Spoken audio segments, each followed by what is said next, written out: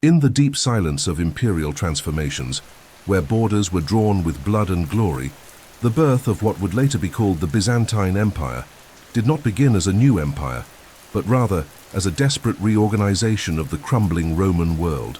The story of the Eastern Roman world is intimately woven into the last gasps of the Western Roman Empire, shaped by the decisions of emperors who, facing a collapsing world, attempted to reinvent order to salvage what remained of Roman civilization. Among these emperors, few were as decisive as Diocletian, whose reign, beginning in the year 284 after Christ, marks a fundamental turning point in the empire's history. Surrounded by instability, civil wars, and barbarian invasions, Diocletian realized that the Roman world had become too vast for a single ruler and proposed a radical solution: the Tetrarchy. The Tetrarchy was more than a mere division of power. It was a calculated attempt to decentralize governance in order to ensure the survival of the empire. Diocletian divided control of the Roman world between two senior emperors, known as Augusti, and two junior emperors, called Caesars. This structure was intended not only to ease the administrative and military burdens, but also to allow for a more orderly succession, since the Caesars would naturally replace the Augusti at the end of their terms. Although ingenious in theory, in practice, this innovation sowed the seeds of a definitive split between East and West. By establishing his administrative capital in Nicomedia, in the region of Bithynia, Diocletian effectively positioned himself as ruler of the East, distancing himself from Rome not only geographically, but symbolically as well. While the Western Empire plunged into mounting difficulties, facing pressure from Germanic tribes, economic degradation, and urban instability, the East proved more resilient. Its cities were wealthier, its administration better structured, and its borders more defensible. Alexandria, Antioch, Nicomedia, and later Constantinople would become vibrant centers of culture, religion, and commerce. This disparity between East and West was not created by Diocletian, but his policies solidified it. The Tetrarchy eventually collapsed under the weight of personal ambition and rivalries among co-emperors, but it left a lasting mark: the recognition that the Roman Empire was no longer a single entity, but a divided body, struggling to remain whole. Following Diocletian's voluntary abdication, a rare act in Roman history, his successors descended into internal wars for control, culminating in the rise of Constantine, a pivotal figure in the full birth of the Byzantine Empire. Yet even before Constantine's reign, the Roman East had already developed distinct characteristics, both administratively and culturally. The Greek language, though not official, dominated urban life, philosophy, art, and commerce. Hellenistic, Eastern, and Egyptian influences blended in the eastern provinces, creating a unique cultural fabric that would, in the centuries to come, take definitive shape in Byzantium. Diocletian's legacy also endured through his economic and military reforms, which aimed to restore stability to the empire. He reorganized the army into two types of forces: the limitanae, stationed along the borders, and the comitatenses, mobile units capable of responding to crises, an innovation that would later be refined in the Byzantine thematic system. His fiscal reforms, though harsh, attempted to rationalize the Roman tax system, significantly influencing the Byzantine administrative model. This mindset of strategic planning, vigilant governance, and constant territorial oversight would become a hallmark of the Eastern Order. Diocletian did not found Byzantium, but by reforming the empire around decentralized and more sophisticated administrative structures, by separating political power from traditional Roman symbolism, and by favoring the East as a viable center of power, he paved the way for a new empire to emerge a few decades later, one that did not reject Rome but would, over time, become something entirely distinct. Thus, as the 3rd century closed and the 4th century began, the Roman world was giving way to two historical hemispheres. One, the West, was in decline. The other, the East, was only beginning its millennial journey toward eternity. Among the names that marked the transition from the ancient world to the new Christian and Eastern order, few carry the historical weight of Flavius Valerius Constantine, better known as Constantine the Great. His name echoes through the centuries as a symbol of power, faith, and strategy, and is forever inscribed in the foundation of one of the most iconic cities in human history, Constantinople. At the beginning of the 4th century, The empire was fragmented by internal struggles and external threats. Diocletian's tetrarchy had failed, and a series of disputes among generals and usurpers had rendered the imperial throne unstable. It was in this chaotic scenario that Constantine emerged, a man of ambitious vision and rare political instinct. After defeating his rivals in a series of military campaigns, most notably the decisive clash against Maxentius at the Battle of the Milvian Bridge in the year 312 after Christ, Constantine rose as the sole ruler of the entire empire. But his true legacy would lie not only in the battles he won, but in the city he chose as the new center of the Roman world. The founding of Constantinople was not merely an administrative act. It was a gesture laden with symbolism and strategy.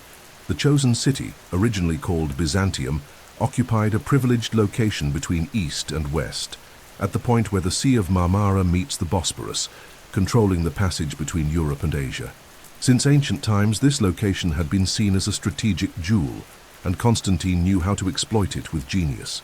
On May 13th of the year 330 after Christ, the city was officially re-inaugurated as Nova Roma, New Rome, but it soon became universally known as Constantinople, the city of Constantine.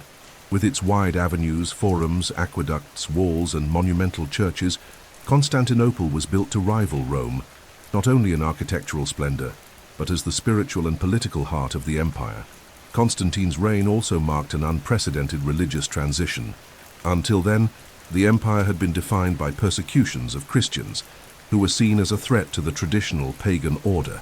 But Constantine, after his conversion, or at the very least, his official endorsement of Christianity, radically altered this dynamic. With the Edict of Milan issued in 313 after Christ, the Christian faith was no longer persecuted, but tolerated and gradually favored. Churches began to be built with state support. Christian leaders were welcomed at court, and the once marginalized religion became the foundation of a new imperial identity. Constantinople was not only the new physical Rome, but also the cradle of what would become the capital of Eastern Christianity. The city quickly expanded, attracting artisans, merchants, scholars, and theologians from all corners of the empire. Its geographic position allowed it to control trade routes linking Central Asia, the Black Sea, the Eastern Mediterranean, and the Balkans. Wealth flowed within its walls, and its population grew along with its political importance. With domes, columns, hippodromes, and palaces, Constantinople became a mirror of imperial power. Its massive triple-layered walls turned it into one of the most heavily fortified cities of late antiquity and the Middle Ages. But Constantine's influence extended far beyond the city he founded. He deeply shaped the organization of the Christian Church. It was under his reign that the Council of Nicaea was convened in the year 325 after Christ, a foundational gathering intended to define doctrine, combat heresies, and establish unity of faith. While it did not yet define Byzantine Orthodox Christianity per se, the council marked the early contours of a faith that would become inseparable from imperial authority in the East. Constantine saw Christianity as a tool for cohesion, a new soul for an empire in need of spiritual unity amid cultural and political fragmentation. Constantine died in the year 337 after Christ, after ruling for over 3 decades. He was baptized shortly before his death, and his body was buried in Constantinople in the Church of the Holy Apostles, as if he were the 13th apostle, a living symbol of the fusion between throne and altar. His legacy would endure.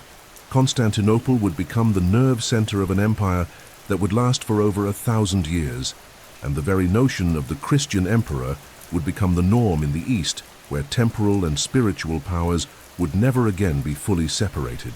By transforming a forgotten port city into an imperial capital, and by making the Christian faith central to state identity, Constantine laid the foundations of something radically new. He did not merely found a city, he founded a world, and that world, forged in stone, faith, and power, would come to be known through the centuries as Byzantium. Amid the growing complexity of an empire divided by internal challenges and external pressures, the figure of Theodosius emerges as the last great emperor to rule both East and West under a single throne. His rise to power in the year 378 after Christ occurred in a time of turmoil. The Roman Empire was facing not only the steady advance of Germanic peoples and other barbarian tribes along its borders, but also religious conflicts, social divisions, and a progressive collapse of infrastructure in the West. Confronted with this fractured reality, Theodosius sought to restore order, asserting his authority with energy, firmness, and above all, a new vision of empire increasingly shaped by Christian faith and the need for a clear and functional administrative division between the two halves of the Roman world. Theodosius is widely recognized as the emperor who solidified Christianity as the official religion of the Roman Empire. With the Edict of Thessalonica, issued in the year 380 after Christ, he declared Nicene Christianity the only legitimate faith of the empire, officially condemning pagan cults that had persisted for centuries. It was a colossal transformation, both symbolic and structural. Temples dedicated to the old Roman gods were closed or converted into churches. Pagan priests were removed from public life, and Christian leaders, especially bishops, gained privileged positions in politics and urban society. The Roman world, once synonymous with the Greco-Roman pantheon, was giving way to a new monotheistic worldview deeply rooted in Christian doctrine. But Theodosius's challenges went far beyond religion. Pressure from barbarian tribes intensified along the Danube and Rhine frontiers. The Battle of Adrianople, which had taken place shortly before his accession in the year 378, had left the empire deeply vulnerable. In that conflict, the Goths decimated the imperial army and killed Emperor Valens, making it clear that the old order was collapsing. Theodosius then adopted a policy of accommodation. He allowed barbarian groups to settle within imperial borders in exchange for military service and loyalty, a strategy that would become increasingly common in the West in the decades to follow. Although pragmatic, this decision had lasting consequences. By accepting Germanic peoples as federates, the empire slowly relinquished full control over its territories and military forces. The political unity of the empire became unsustainable. And with Theodosius's death in the year 395 after Christ, that division became final. Upon his passing, the emperor left the throne to his two sons, Arcadius, who would govern the east from Constantinople, and Honorius, who would take the west with his capital in Ravenna. While the two halves still theoretically shared the idea of a united empire, in practice they began to follow increasingly divergent paths. The east maintained a solid administration, an effective army, and a relatively stable economy, while the west descended into chaos, fragmentation, and repeated invasions. The division of the year 395 marks, irreversibly, the birth of two empires, one marching toward collapse and the other beginning its journey as the embodiment of the Byzantine Empire. Yet Theodosius's influence would continue to resonate. He was the first emperor to violently suppress public uprisings in the name of Christian order, most notably during the infamous massacre of Thessalonica, where thousands were killed in retaliation for a local revolt. This episode provoked strong criticism from Bishop Ambrose of Milan, who famously imposed penance on the emperor himself, an unprecedented act of religious defiance against imperial authority. That moment symbolizes the new dynamic between church and state. The throne was no longer above the faith, but subject to it. This subtle inversion of roles would shape the Byzantine ethos for centuries to come, where the emperor was seen not as supreme above divine law, but as its earthly executor. With the final separation of the crowns, Eastern politics began operating with greater autonomy. Constantinople became, in practice, the sole functioning imperial capital. Rome, already weakened and eroded by instability, lost its centrality, both geographic and symbolic. Within a few decades, the Western Roman Empire would collapse under the weight of invasions, culminating in the deposition of Romulus Augustulus in the year 476 after Christ. The East, however, would endure for 1,000 years. But this East was no longer merely a part of the original empire. It was the Byzantine Empire in formation, heir to Rome, yet with its own identity, deeply Christian, Hellenized, and oriented toward the future. In dividing the empire between his sons, Theodosius may not have fully realized he was closing an era. But that political gesture, necessary at the time, became a historical watershed.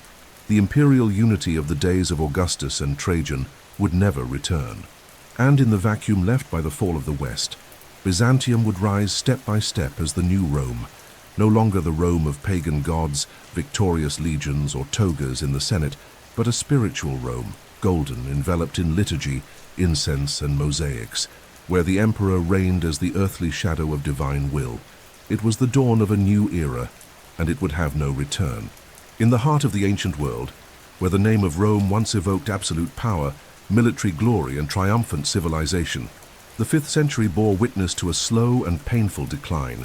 The collapse of the Western Roman Empire did not happen in a single day, nor was it caused by a single factor.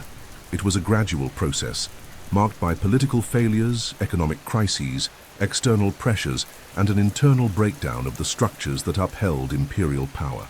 The deposition of the young emperor Romulus Augustulus in the year 476 after Christ by Odoacer, a Germanic leader who took control of the Italian peninsula, is often cited as the symbolic end. But when Rome fell, the empire did not end. It simply moved.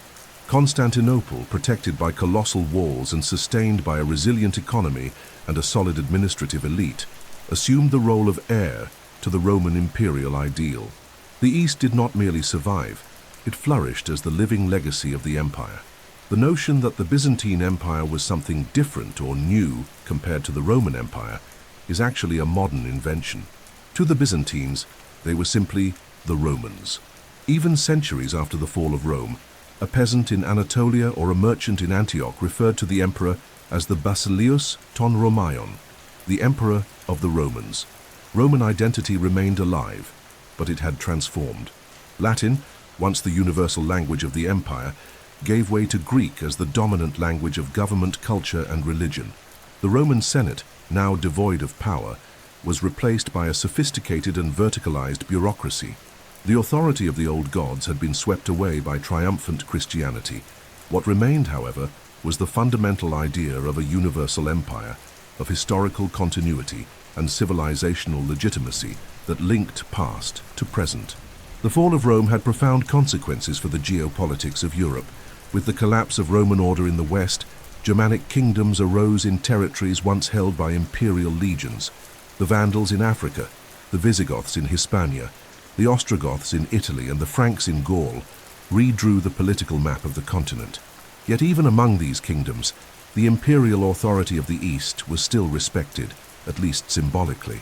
Barbarian kings sent embassies to Constantinople, sought honorary titles from the Byzantine emperor, and some tried to legitimize themselves as defenders of Roman order.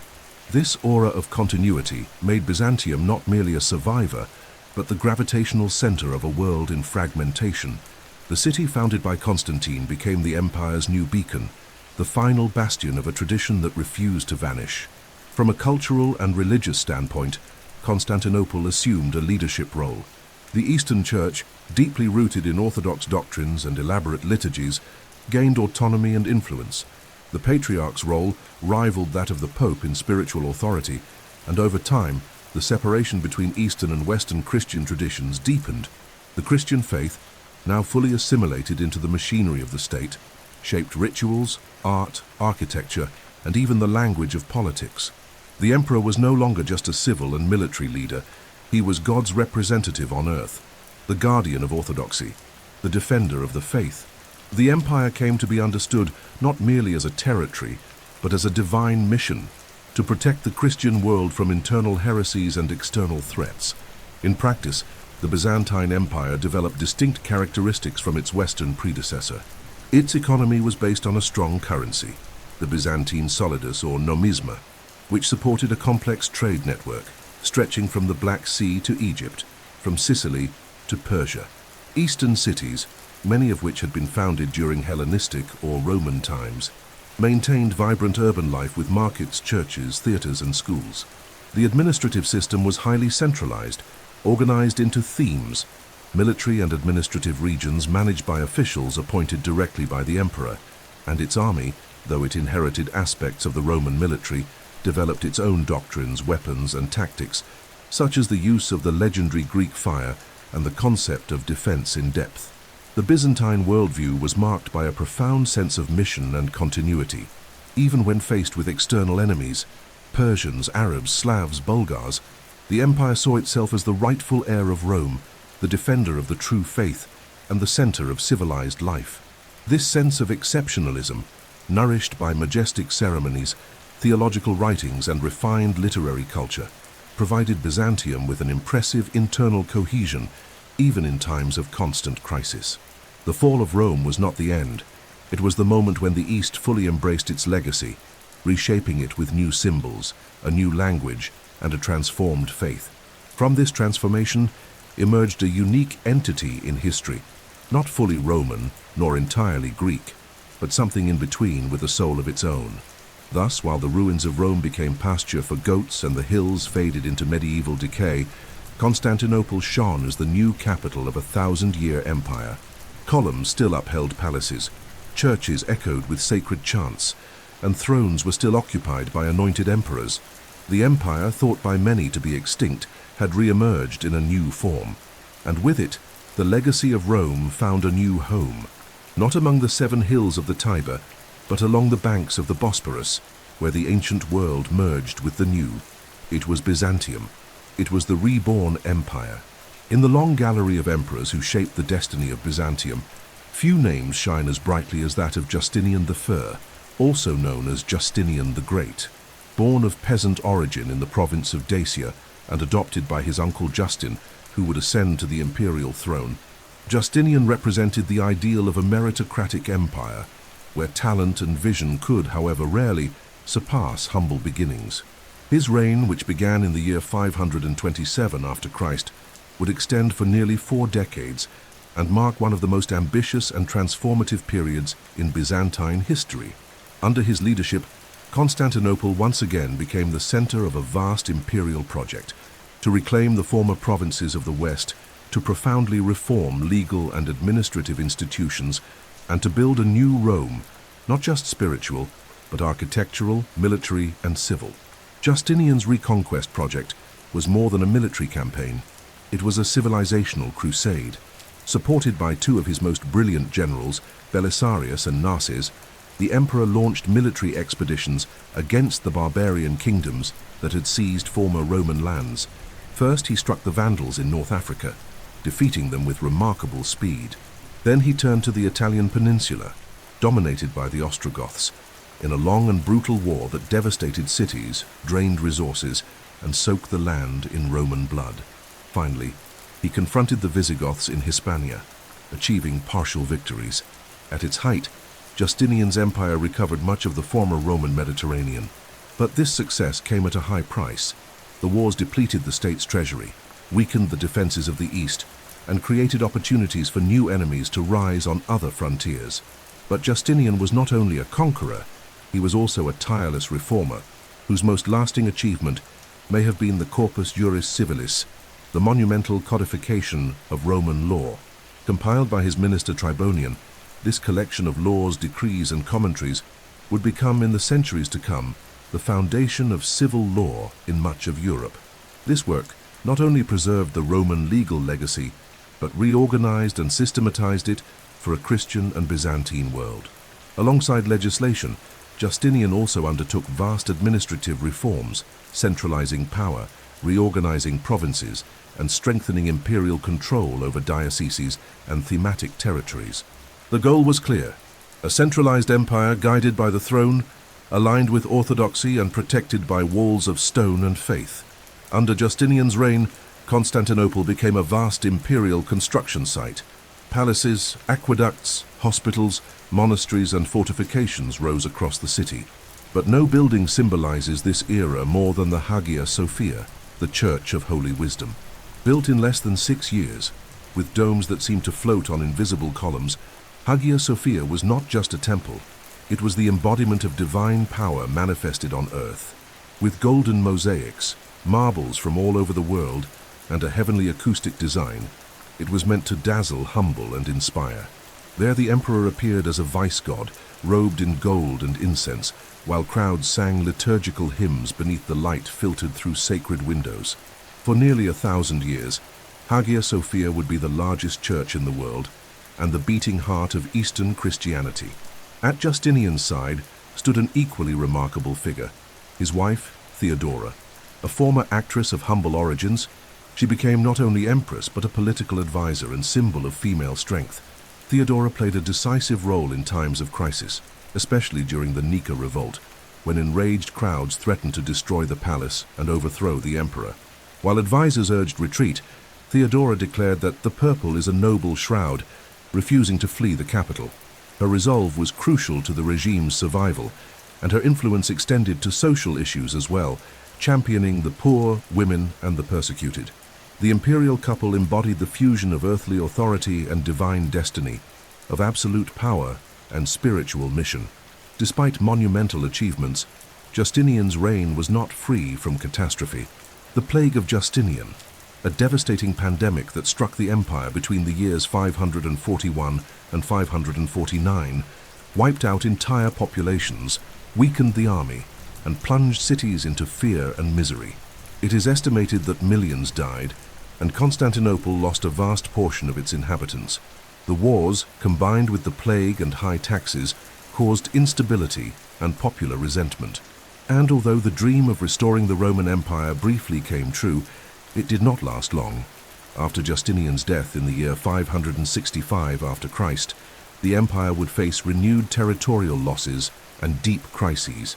Even so, Justinian's legacy would endure for centuries.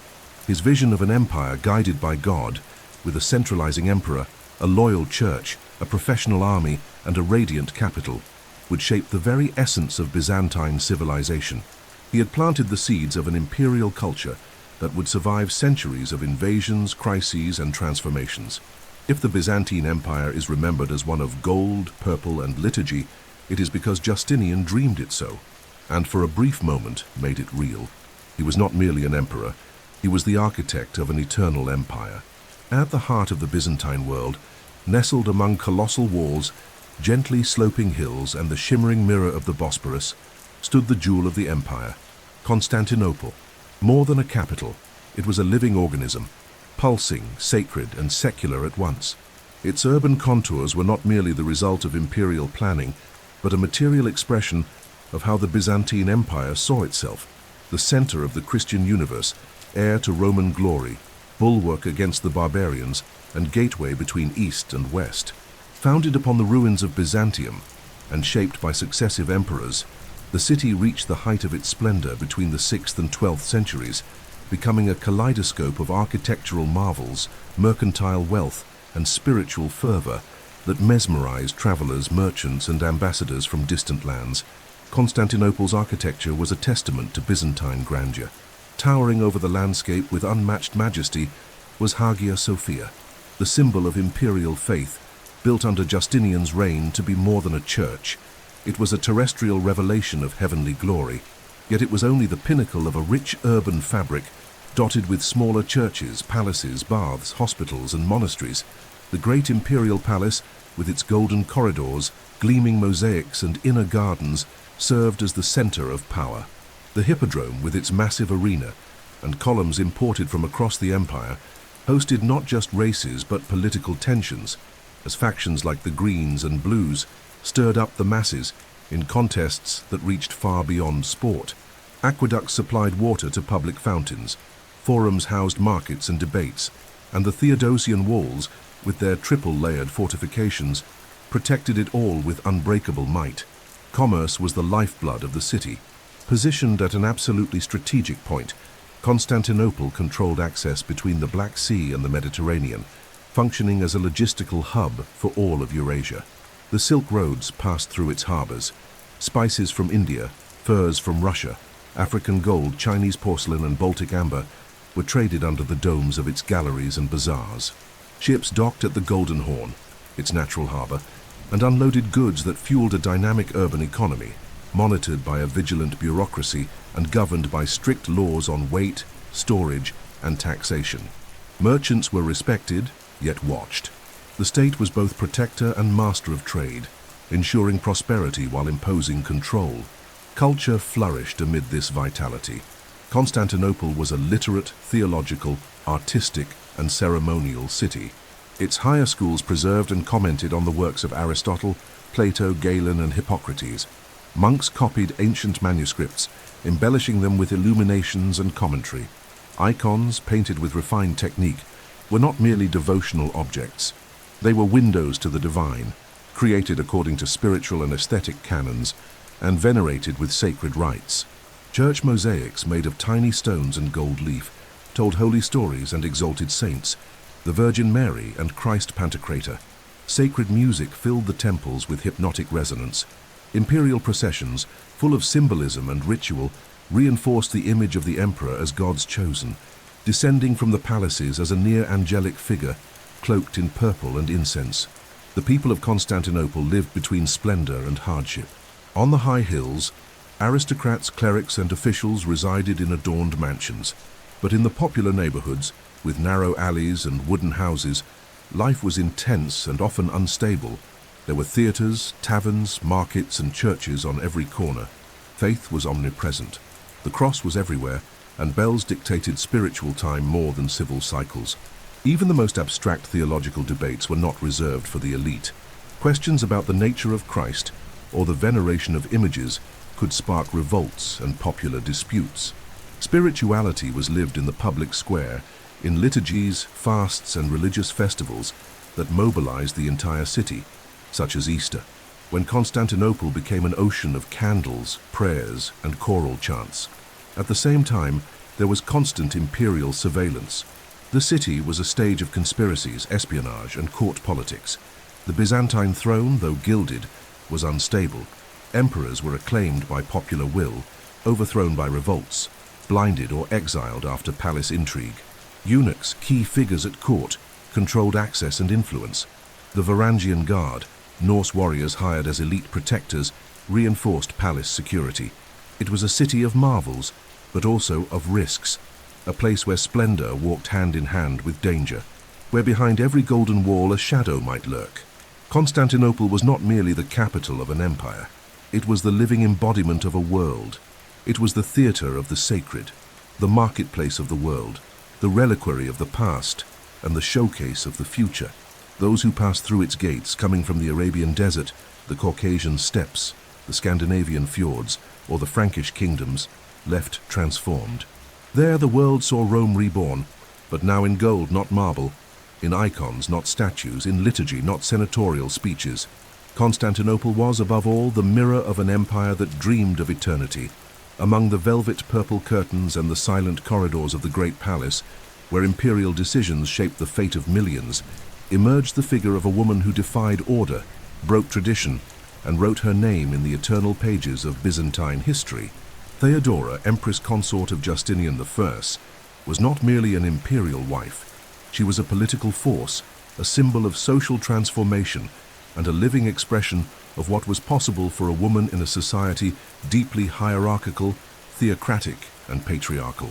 Her rise, from an actress of humble origin to one of the most powerful women in medieval history, revealed not only her intelligence and charisma, but also the paradoxes and possibilities of the Byzantine Empire in the 6th century. Through her, the role of women in the empire was not only asserted, it was reinvented. Theodora's origins are surrounded by myth and sparse records, many distorted by hostile chroniclers like Procopius, who portrayed her with scorn in his secret histories. Yet even amid defamatory propaganda, a fascinating narrative emerges.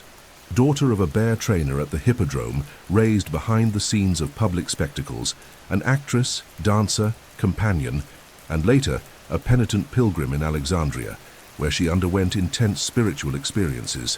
When she met Justinian, still heir to the throne, she already carried not only beauty, but a sharp eye for courtly weaknesses and a rare political instinct. Justinian fell deeply in love with her, and despite resistance from the Senate and conservative elites, he changed the law to marry her. Her coronation as Augusta was not a ceremonial gesture, it was the beginning of a new era. On the throne, Theodora proved herself to be far more than a consort. She actively participated in imperial decisions, influenced appointments, offered opinions on religious and social policies, and received embassies on behalf of the empire. Her role was pivotal during the Nika Revolt in 531 after Christ, when popular factions threatened to overthrow Justinian. While advisors urged him to flee, it was Theodora who rose before the most powerful men of the empire and spoke words that would cement her legend. The throne is a noble shroud. Her refusal to abandon Constantinople gave the emperor the resolve to act, crush the revolt, and maintain control. It was quite literally a moment when the courage of one woman saved the Byzantine world, but her impact extended beyond immediate politics. Theodora was an active defender of women's rights, especially those most vulnerable. Under her influence, laws were created to protect abused women, prohibit sexual trafficking, expand wives' rights in divorce, and severely restrict forced prostitution. She founded convents that served as sanctuaries for women rescued from exploitation, including the famed monastery of Metanoia. In Byzantine culture, where Orthodox Christian morality coexisted with social practices inherited from Rome and the Hellenistic East, these reforms represented a structural transformation. Women, so often treated as male appendages or symbols of sin, began to emerge as legal subjects, even within the moral and religious limits of the time. The image of Theodora herself became sacralized. In the famous mosaics of the Basilica of San Vitale in Ravenna, she appears surrounded by attendants and court members, with a golden halo around her head like a living saint, holding the chalice of the Eucharist, a symbol of her active participation in the liturgy and spiritual life of the empire. This depiction was not merely symbolic. It reflected Byzantine political theology, where the emperor and his wife were not only rulers, but intercessors between the earthly and celestial realms. In this context, Theodora embodied the image of the Virgin Queen, protector of the empire, and mediator between God and the people. It is important to note, however, that the role of women in the Byzantine Empire was neither uniform nor static. Although some empresses, such as Irene, Zoe, Theodora II, and others, exercised direct and absolute power at critical moments, the vast majority of Byzantine women lived within traditional family structures where male control prevailed. Nevertheless, even within those structures, female presence was significant. Women managed estates, led monasteries, wrote literature, educated sons who would become officials and bishops, and shaped the spiritual life of society. Byzantine culture valued virginity, modesty, and piety, but also celebrated strong, wise women such as holy martyrs, theologians, and above all, the Mother of God, the Theotokos, whose central role in Orthodox spirituality offered an idealized model of woman as intercessor and guardian of faith. In this context, Theodora stood out not only for her strength, but for her complexity. She was political and religious, charitable and calculating, pious and ruthless. She embodied the contradictions of the empire she helped govern, a world of gold and suffering, of faith and violence, of order and intrigue. Her death in 548, after Christ plunged Justinian into deep mourning. He never remarried, and even after her departure, her presence hovered over the throne, both inspiring and intimidating future empresses and advisors. In the history of the Byzantine Empire, the name of Theodora echoes as that of a woman who dared to be more than allowed, and who shaped, with firm hands and a sharp mind, the foundations of a sacred empire. In a vast empire, heir to centuries of laws, edicts, customs, and legal interpretations accumulated from the Roman Republic to the Christian High Empire, the task of bringing order to legislative chaos was more than a necessity, it was an imperial mission. And no one understood this with greater clarity than Justinian I.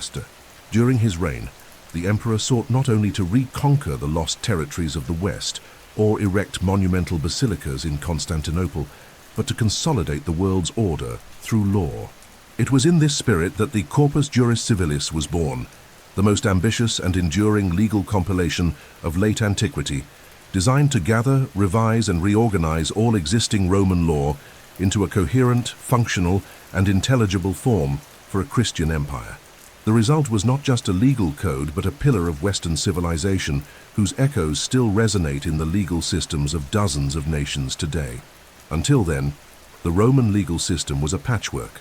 Over nearly 1,000 years, thousands of laws had been enacted by senators, consuls, emperors, and jurists. There were the leges of the Republic, the edicta of the praetors, the imperial constitutions, the opinions of renowned jurists like Ulpian and Paulus, as well as local customs and ecclesiastical interpretations that multiplied across each province. This vastness was nearly unmanageable, especially in a Christianized empire that could no longer tolerate contradictions with orthodox doctrine or outdated norms that governed, for example, worship of Roman gods or privileges of extinct patrician families. Justinian understood that if the empire aspired to eternity, its legal foundation also needed to be reformed with clarity and unquestionable authority.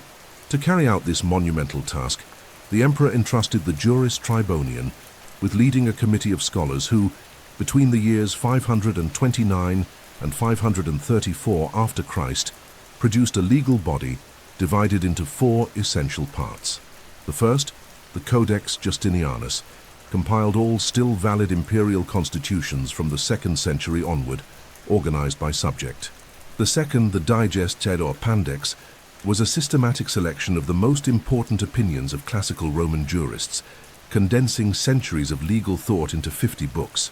The third part, the Institutes, served as a didactic manual for training jurists and students, explaining basic concepts of property, obligations, contracts, persons, and penalties.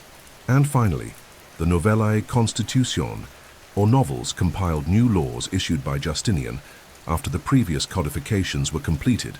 The Corpus Juris Civilis thus represented a unique fusion of tradition and innovation, of secular Roman law with Christian values.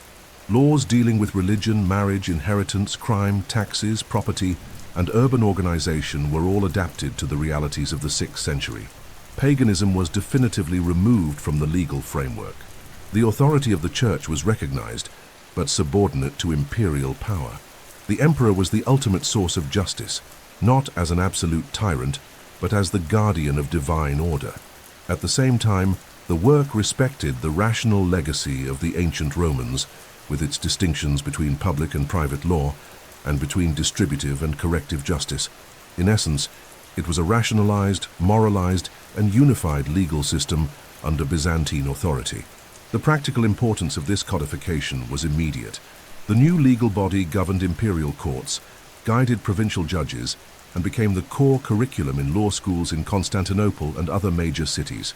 The texts of the corpus were copied, commented on, annotated, and distributed in various versions, and they survived the centuries with remarkable fidelity.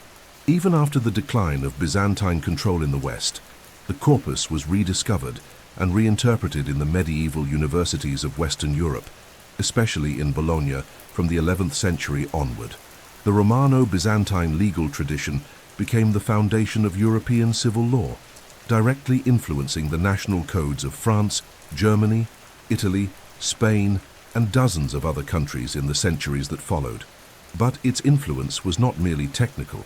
The Corpus Juris Civilis also reinforced an imperial vision of the world in which justice was inseparable from authority, and law was a reflection of cosmic order. In Justinian's own words, law must be made so that all may live honorably, harm no one, and give each his due. It was the Christian reinterpretation of a classical Roman ideal. By centralizing legal power in the throne, the emperor established that there was no room for local justices, customary practices detached from faith, or arbitrary regional judgments. Justice was imperial, and the empire was a mirror of heaven. Thus, alongside domes and walls, battles and processions, the Byzantine Empire was also built with words, decrees, and concepts. The Corpus Juris Civilis may well be the most enduring of all those foundations, an invisible yet tangible legacy that outlived empires, reigns, and constitutions. It not only saved Roman law from extinction, but reshaped it for a new era where tradition and faith would walk together. In his ambition, Justinian did more than rebuild territory. He rebuilt the very concept of justice. Amid the echoes of Justinian III's glorious reign, when Constantinople glistened with golden domes and armies marched to reclaim lost lands, an invisible and relentless shadow swept through the empire, silent and deadly. In the year 541 after Christ, the greatest city of Christendom was struck by a scourge of unimaginable proportions, the plague, later known as the Plague of Justinian. This pandemic became one of the most devastating health catastrophes of late antiquity, deeply scarring the destiny of the Byzantine Empire. It abruptly halted its expansion, corroded its economic foundations, and claimed millions of lives within just a few years. As if at the height of its imperial arrogance, the empire had been forced to confront its own fragility. Contemporary accounts, especially those by Procopius of Caesarea, are chilling in their detail. The plague, now identified as a strain of Yersinia pestis, the same bacterium that would cause the Black Death centuries later, likely arrived via trade routes from Egypt, carried by rats and fleas aboard ships delivering grain and goods to the Golden Horn harbor. It quickly spread through the densely populated streets of Constantinople. Early symptoms included high fever, chills, delirium, and dark swollen lumps, buboes, that gave the disease its name. The progression was swift. Death often came within 2 or 3 days. Gripped by panic, the population turned to processions, prayers, and fasting. But the plague advanced like an invisible wave. At its peak, it is believed that 5,000 to 10,000 people died each day in Constantinople. The authorities, powerless, could not bury the dead. Streets were overrun with corpses. Entire homes were sealed with the deceased inside. Citizens collapsed in plazas, public baths, and on church steps. Gravediggers could not keep up.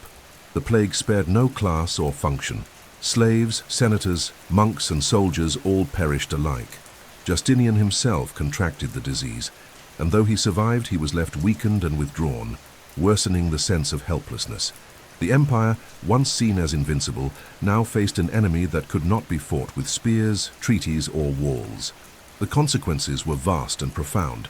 It is estimated that between 25% and 50% of the empire's population died between 541 and 549.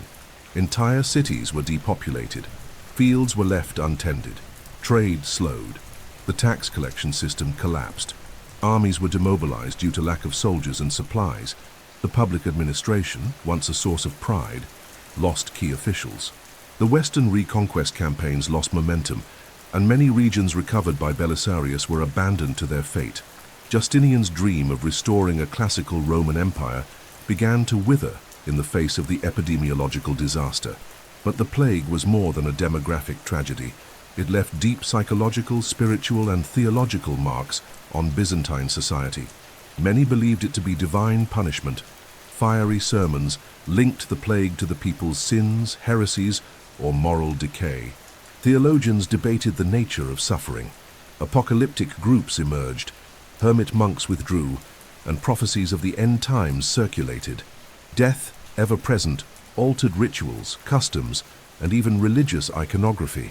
Representations of St. Michael and the Virgin Mary took on protective roles, invoked against the invisible wrath of God.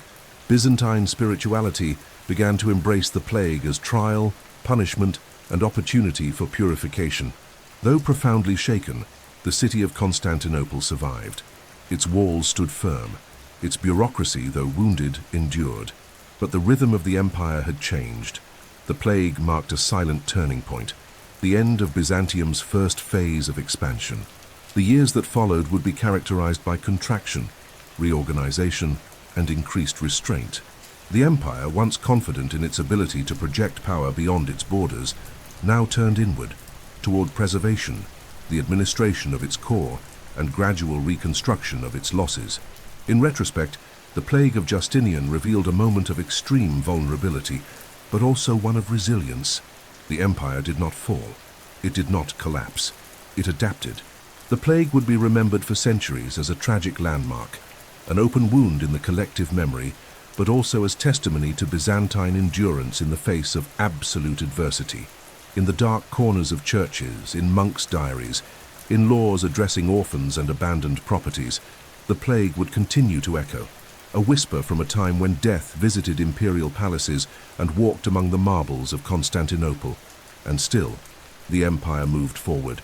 In the solemn silence of Byzantine churches, where the faithful lit oil lamps before gilded icons and kissed sacred images with absolute devotion, one of the most complex, deep, and devastating crises in the history of the Byzantine Empire slowly fermented. The iconoclast crisis, which unfolded intermittently between the 8th and 9th centuries, was far more than a religious conflict. It struck at the spiritual, cultural, political, and even economic foundations of the empire. By challenging the legitimacy of sacred images, the icons, the empire became divided. Emperors versus patriarchs, monks versus soldiers, provinces versus capital. It was not merely a dispute over art. It was a battle for the soul of Byzantium. Icons, in the Byzantine world, were not mere decorative objects. They held a central place in religious and daily life. Depictions of the Virgin Mary, Christ, saints, and martyrs filled churches, homes, monasteries, and palaces. They were considered portals to the divine, visual intermediaries through which the faithful could spiritually approach heavenly figures. It was believed that icons did not merely represent, but contained a fragment of the sacred presence.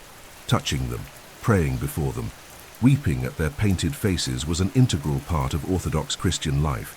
Icons were also instruments of political power, used in processions, oaths, coronations, and imperial rituals.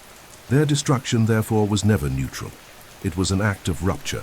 It was Emperor Leo III in the early 8th century who officially launched the iconoclastic campaign. Possibly influenced by the rise of Islam, a strictly aniconic religion, and by military sectors who viewed icons as superstition and idolatry, Leo ordered the removal of religious images from public spaces. In 726, an icon of Christ above the bronze gate of the imperial palace was removed by imperial order. This seemingly isolated gesture triggered a chain reaction. Monks protested, faithful revolted, churches were looted, icons were destroyed, burned, and replaced with neutral symbols like crosses or floral motifs. The empire plunged into decades of tension, persecution, synods, and counter-synods. Iconoclasm, the destruction of icons, became official state policy under Leo III and his son Constantine V, who intensified the repression. Iconophile monks were arrested, tortured, and exiled.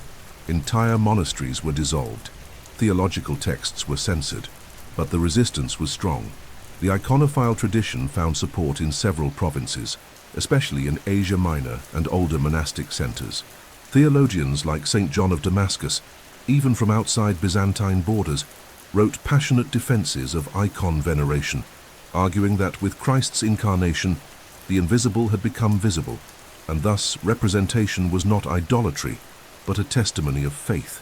During this time, the empire faced not only internal strife. Arab armies pressed the eastern frontiers. The Bulgars rose as a northern power. The imperial authority, fragmented and distracted by religious wars, saw its legitimacy eroded. Political alliances shifted.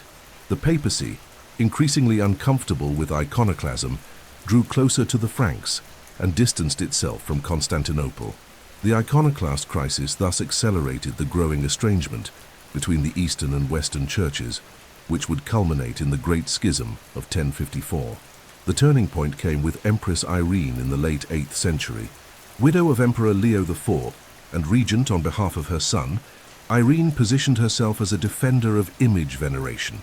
In 787, she convened the Second Council of Nicaea, which officially restored the cult of icons, declared their theological legitimacy, and condemned iconoclasm as heresy.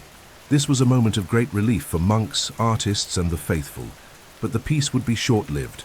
The 9th century brought a second wave of iconoclasm, launched by Emperor Leo V, and only in 843, under the regency of another influential empress, Theodora, were the icons permanently restored. This event is still celebrated by the Orthodox Church as the triumph of orthodoxy. The iconoclast crisis had long-lasting consequences. In the realm of art, it led to the destruction of countless masterpieces, frescoes scraped away, mosaics ruined, icons burned. Many churches were stripped of their sacred decorations, yet it also sparked an aesthetic and theological renewal. After iconoclasm, a new school of sacred art emerged, stricter in its canon, more symbolic and spiritual, shaped by theological treatises on divine representation. Icons began to be created with even greater reverence and care, and their theology became fully integrated into Byzantine spirituality. Politically, iconoclasm revealed the power of doctrinal disputes as sources of instability and fragmentation, but it also demonstrated the resilience of Byzantine society in preserving its spiritual core. At the end of the crisis, the empire had paid a heavy price in blood, destruction, and diplomatic isolation, but it emerged with a more firmly rooted and clearly defined religious identity. Icons once again shone in domes, monasteries, homes, and the hearts of the people. as witnesses of faith and memory. The iconoclast crisis, therefore, was not merely a war over images. It was a battle over the meaning of faith, over the place of the invisible in the visible world, and over who had the authority to define the sacred. Byzantium, shaped by this struggle, learned that its soul was molded in color and light, in the serene eyes of Christ Pantocrator, in the tears of the Virgin, in the eternal gestures of martyrs painted in gold, and it would never again doubt it. In the early 7th century, while the Byzantine Empire was still recovering from the wounds left by the iconoclast crisis, the constant wars with the Sassanid Persians, and the internal instabilities that undermined its authority, a new force began to emerge from the sands of the Arabian desert. It was an unexpected force, quiet at first, but within a few years it would completely reshape the geopolitical map of the ancient world. Through the preaching of a man named Muhammad, born in Mecca around 570 after Christ, Islam arose as a vibrant monotheistic faith with a strong sense of universal mission and a powerful communal identity. The Byzantine world, accustomed to dealing with fragmented barbarians, internal heretics and traditional enemies like the Persians, now faced a new phenomenon, expanding with astonishing speed and posing existential implications. After Muhammad's death in 632, his successors, the so-called Rashidun caliphs, launched a series of military campaigns that were not merely territorial conquests, but also the expansion of the new faith. In less than a decade, Arab armies, driven by deep religious conviction and highly effective military strategies, swept across the Arabian Peninsula, conquered Syria, Palestine, Egypt, and soon threatened Anatolia itself. The impact on the Byzantine Empire was devastating. Regions that had for centuries formed the economic, religious, and cultural heart of the empire, such as Antioch, Damascus, Jerusalem, and Alexandria, were lost at incredible speed. And more than just land was lost, these were also key centers of Orthodox Christianity. The reasons for such rapid Muslim-Arab expansion were many. The populations of the eastern provinces, already exhausted by decades of war between Byzantines and Persians, often greeted the conquerors with indifference or even sympathy, especially the Christian groups deemed heretical by Constantinople, such as the Monophysites and Nestorians. For them, the new Islamic rule, with its relative initial tolerance, offered more religious freedom than the centralized and orthodox Byzantine control. Moreover, the Arab military system relied on mobility, communal discipline, and unwavering faith, advantages over imperial forces still in recovery. The clash between Byzantines and Arabs was total from the outset. The wars were not limited to physical borders. They also involved spiritual, theological, and civilizational conflicts. Orthodox Christianity and Islam emerged as two universal projects, each claiming absolute truth and the mission to civilize the world. This fueled the apocalyptic vision of many Byzantines at the time, who saw the Islamic expansion as divine punishment or a sign of the end times. Codices, chronicles, and sermons of the period are filled with visions, fears, and reflections on the enemy from the desert and their apparent invincibility. Constantinople braced itself for the storm, and it came, with force. In 674, the Arabs launched the first great siege of Constantinople, led by Caliph Muawiyah I, leader of the newly founded Umayyad Caliphate. The city, surrounded by land and sea, withstood the siege thanks to the strength of its walls, the skill of its navy, and a secret weapon that became legendary, Greek fire. This incendiary substance, capable of burning even on water, was hurled at enemy ships, creating walls of flames that terrified the attackers.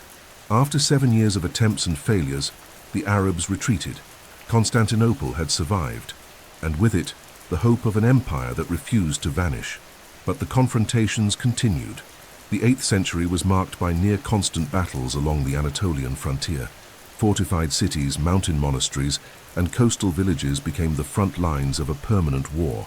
The Byzantine thaumaturgy system, which combined civil and military administration in the provinces, was perfected precisely to cope with this new reality. Villages organized themselves as armed communities. The peasant became a soldier. Agricultural production directly supported defense. Byzantine life, once centered in Constantinople and major cities, became increasingly rural, militarized, and spiritually shaped by conflict. Byzantine spirituality itself adapted to this new era.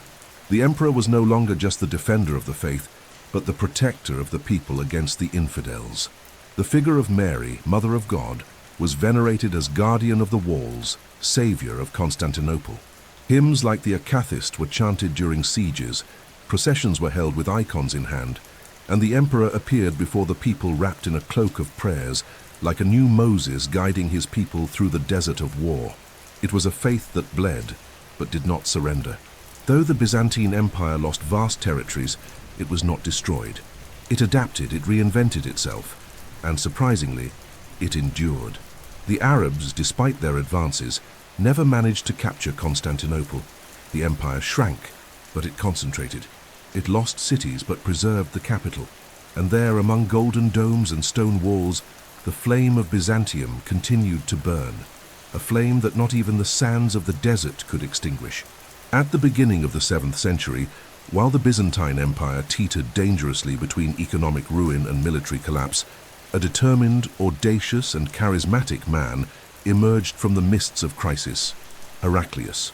The son of the Exarch of Africa, proclaimed emperor in 610 after Christ, Heraclius took the throne of an empire on the brink of the abyss. Constantinople was surrounded by threats, its finances depleted, and the morale of the people reduced to dust. Yet under his leadership, the empire would undertake one of the most extraordinary military campaigns of late antiquity, an epic against the Sassanid Persians that oscillated between glory and devastation, victory and tragedy. And soon after this bittersweet triumph, Heraclius would live to witness the rise of a much more powerful and unexpected threat: Islam. When Heraclius assumed the throne, the Sassanid Persian Empire had already seized vast Byzantine territories: Syria, Palestine, Egypt, and even parts of Anatolia.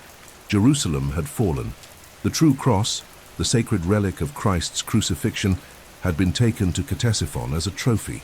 The empire cornered seemed doomed, but Heraclius refused to accept defeat. Displaying military genius and deep strategic insight, he reorganized the army, sold church treasures to finance campaigns, and negotiated temporary peace in the Balkans to hold back the Slavs. In a bold maneuver, he personally led campaigns through the mountains of Armenia and launched deep attacks into Persian territory, completely reversing the situation. Heraclius's campaign from 622 to 628 is considered one of the most brilliant in Byzantine military history. He crossed inhospitable regions, forged alliances with Turkic and Armenian peoples, and faced the legendary Persian Shah Khosrow Teku in successive battles. The climax came at the Battle of Nineveh in 627, where Heraclius decisively defeated the Persian army. Shortly thereafter, Khosrow was deposed and assassinated by his own son. The new regime immediately sought peace with Byzantium. The true cross was solemnly returned to Jerusalem, and Heraclius entered the holy city in triumph, hailed as the savior of Christendom. It was the pinnacle of his career, a moment of apotheosis, but triumph would be short-lived. As Heraclius celebrated the restoration of faith and imperial glory, a new power rose from the Arabian desert. With Muhammad's death in 632, the unified Muslim armies began the expansion of Islam, and the Byzantine Empire, exhausted from the Persian War, with no time to recover its finances or rebuild its forces, was caught completely off guard. The Arabs invaded Syria, defeated the imperial troops at the Battle of Yarmouk in 636 and continued advancing at lightning speed. In just a few years, Heraclius saw all he had reconquered lost again. Damascus fell, Jerusalem fell, Egypt fell. The cycle repeated, but now with a new enemy. Heraclius himself, already old and ill, witnessed the downfall of his imperial project. It is said that upon leaving Jerusalem for the last time, weeping before the relics of the Passion, he murmured, "Hail, O King of Syria, farewell forever."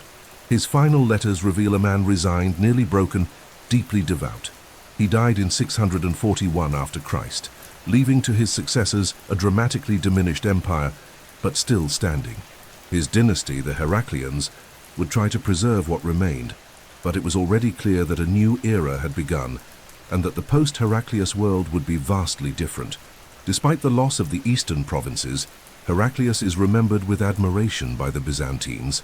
He had saved the empire from Persian destruction, reformed the army, renewed the Christian identity of the state, and reorganized its administrative structures.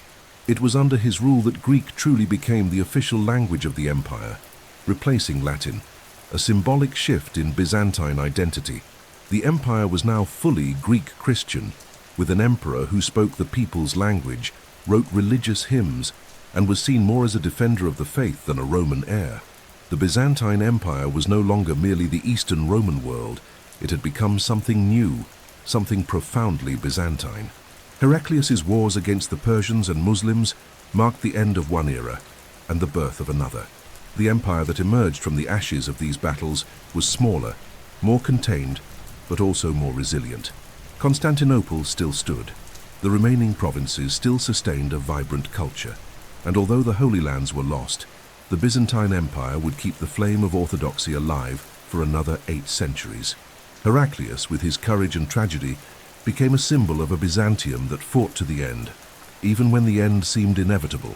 After the painful territorial losses of the 7th century, when the Byzantine Empire saw central provinces slip from its grasp, Syria, Palestine, Egypt, and much of North Africa, it became clear that imperial survival would depend on a profound structural transformation. The world had changed. The days of Roman legions stationed in urban fortresses, sustained by abundant tribute from fertile provinces, were over. Faced with the rise of Islam, the continuous threats from Slavs and Bulgars in the Balkans, and the new economic and demographic realities, the empire had to adapt or vanish. And from that urgency emerged one of the most durable and ingenious systems in Byzantine history, the thematic system. The themes, from the Greek themata, were administrative units that combined civil, military, and fiscal functions all at once. Unlike the old Roman structure, which separated bureaucracy from the army, the themes merged these roles under a single command, usually led by a strategos, a military governor responsible for the defense and management of the region. The empire was divided into several themes, such as the Anatolic theme, the Armeniac theme, the Thracian theme, among others, each with its own army, lands farmed by soldier peasants, and laws that ensured self-sufficiency and regional loyalty to the emperor in Constantinople. This reorganization, initiated under emperors Heraclius and Constans II and developed throughout the 7th and 8th centuries, allowed the empire to respond quickly to invasions and local crises without relying solely on a centralized army. Most soldiers were small landowners who received plots of land in exchange for a lifelong military service commitment. This direct link between land ownership and territorial defense transformed the empire into a network of armed communities, each determined to protect its own land and, by extension, the empire, with fierce resolve. The military elite also became the land-owning elite, reinforcing regional power without breaking central cohesion. From a strategic standpoint, the thematic system represented a shift in mindset. The Byzantine Empire was no longer an expansionist empire. It had become a continental fortress in a state of permanent alert. Wars became primarily defensive. Instead of large campaigns of conquest, the focus was on repelling invaders, wearing down enemies, buying time for reinforcements to arrive, and protecting the empire's vital core, Anatolia and Constantinople. Walls became symbols of this new era, from urban ramparts to rural fortresses in strategic locations. Imperial roads were patrolled by mobile forces, and military communication, carried by mounted messengers and fire signals, ensured rapid responses to any threat. Another decisive element in this defensive logic was the navy. The empire invested in strengthening its fleet, distributed across naval themes like the Siberayot theme to protect sea routes, ensure the capital's supply, and confront Muslim pirates who infested the eastern Mediterranean. The most feared weapon of the Byzantine navy was Greek fire, a secret incendiary mixture that could be launched at enemy ships and continued burning even on water. This technology, combined with clever naval tactics and fast ships, ensured Constantinople's survival during crucial naval sieges, especially during Arab assaults in the 7th and 8th centuries. The thematic system was not merely military. It shaped the entire social and economic life of the empire. Distributing land to soldiers strengthened local agriculture, reduced dependence on imports, and brought the population closer to the imperial structure. Loyalty to the emperor, reaffirmed through direct oaths from the strategoi, reinforced the symbolic centralization of power. Monasteries scattered throughout the themes became centers of literacy, spirituality, and even artisanal and agricultural production. Each theme functioned in a way like a small empire within the empire, bound to the whole by rituals, hierarchies, and the orthodox liturgy that unified the Byzantine soul. Over time, the themes multiplied, subdivided, and evolved. Newly reconquered or reorganized regions became new themes. Some coastal themes became naval centers. Others, like the Opsikion theme, accumulated enough power to influence imperial politics, even participating in revolts or the deposition of emperors. This decentralization brought efficiency, but also risks. In moments of imperial weakness, the strategoi could act as autonomous lords. The balance between centralization and local autonomy was delicate, but when well managed, it made the empire extremely resilient. The thematic model allowed the Byzantine Empire to survive where others had fallen, while the caliphate expanded in all directions and barbarian kingdoms rose and collapsed in the west. Byzantium endured. It was like a living wall, adaptable, driven by faith, land, and sword. The militarization of society did not extinguish its culture, it merely reshaped it. An empire more austere, more rural, more devoted to the defense of the faith and sacred land. The brilliance of Rome had faded centuries ago, but in the hills of Anatolia, among stone fortresses and fields cultivated by soldiers, the spark of empire still burned, quiet but incandescent. Between the golden domes of Constantinople and the sacred hills of Rome, for centuries a growing tension existed, subtle at first, then open and painful, that would culminate in a definitive and irreversible separation. This schism, which would split Christendom into two distinct spiritual bodies, the Roman Catholic Church in the West and the Orthodox Church in the East, was not caused by a single event or a mere misunderstanding. It was the result of centuries of theological disagreements, power struggles, and cultural, political, and linguistic differences that slowly eroded the unity of the Christian faith. The East-West Schism, formalized in the year 1054 after Christ, not only redefined the spiritual landscape of Europe and the Mediterranean, but also crystallized the identity of the Byzantine Empire as the guardian of orthodoxy. The roots of the division go back to the early centuries of the Church, when the five main patriarchates, Rome, Constantinople, Antioch, Alexandria, and Jerusalem, still operated under the ideal of a pentarchy, in which spiritual authority was shared among centers of equal dignity, with the Bishop of Rome recognized only as first among equals. However, with the collapse of the Western Roman Empire and the rise of the papacy as a temporal and spiritual power in the Latin world, the Bishop of Rome began to claim universal primacy, not merely honorary, but jurisdictional over all Christendom. On the other side, Constantinople, capital of the living and active empire, considered such claims offensive. For the Byzantines, ultimate ecclesiastical authority belonged to the Council of Bishops, and the emperor had the role of defender of the faith, with the power to summon councils and intervene in religious matters. Over time, tensions escalated. The use of the filioque, the clause added to the creed by the Latins, stating that the Holy Spirit proceeds from the Father and the Son, became one of the most controversial theological issues. For the Byzantines, this addition, made without conciliar approval, was heretical, as it altered the traditional Trinitarian doctrine. Disagreements also arose over the type of bread used in the Eucharist, leavened in the East, unleavened in the West. Moreover, the Byzantines rejected the mandatory celibacy of Latin priests, Roman penitential practices, and the ecclesiastical centralization under the Pope. In contrast, the Latins criticized the emperor's involvement in patriarchal appointments and what they saw as the theological arrogance of the Byzantines, who viewed themselves as the sole guardians of true faith.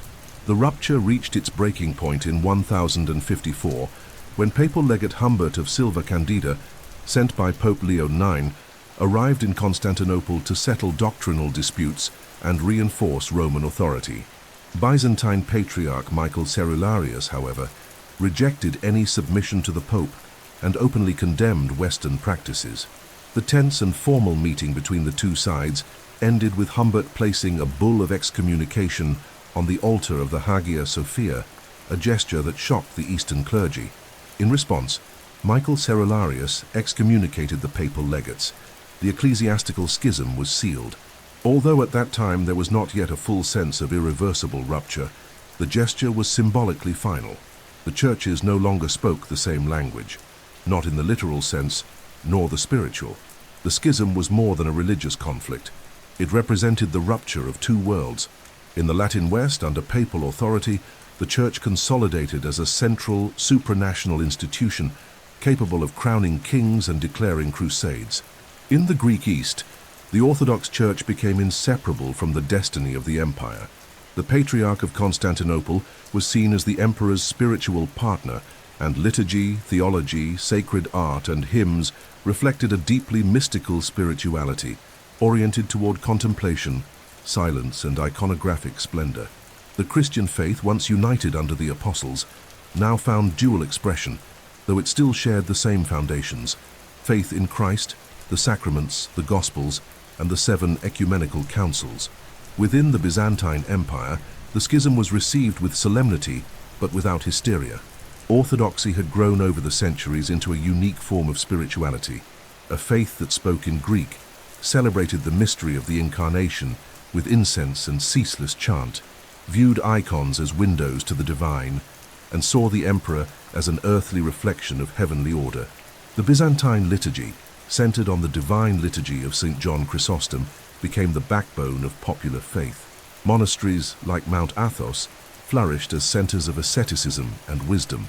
And the Byzantine people, even amid war and crisis, held fast to the belief that they were the chosen people, guardians of the true faith until the second coming of Christ. Over time, the separation deepened. The Fourth Crusade, in 1204, would mark a new abyss between the churches, when Latin Christians themselves sacked Constantinople, desecrated churches, stole relics, and established a Latin empire on Byzantine ruins. The theological rift turned into a collective memory of betrayal. Even after formal attempts at reconciliation, such as the Council of Florence in 1439, the schism was never overcome. For the Byzantines, orthodoxy was not merely a religious choice, it was the spiritual identity of the empire, and to give it up would mean denying the very soul of Byzantium. Thus, with the schism sealed, the Byzantine Empire followed its path as an orthodox empire, heir to its own tradition, faithful to the eastern roots of Christianity and resistant to any foreign domination, whether Muslim or Latin. It was an empire of ancestral rites, sacred language chants, icon processions, and monasteries carved into mountains. An empire of light and silence, of gold and incense, where the altar replaced the Roman throne, and the choir's chant outshone the echo of the old sword.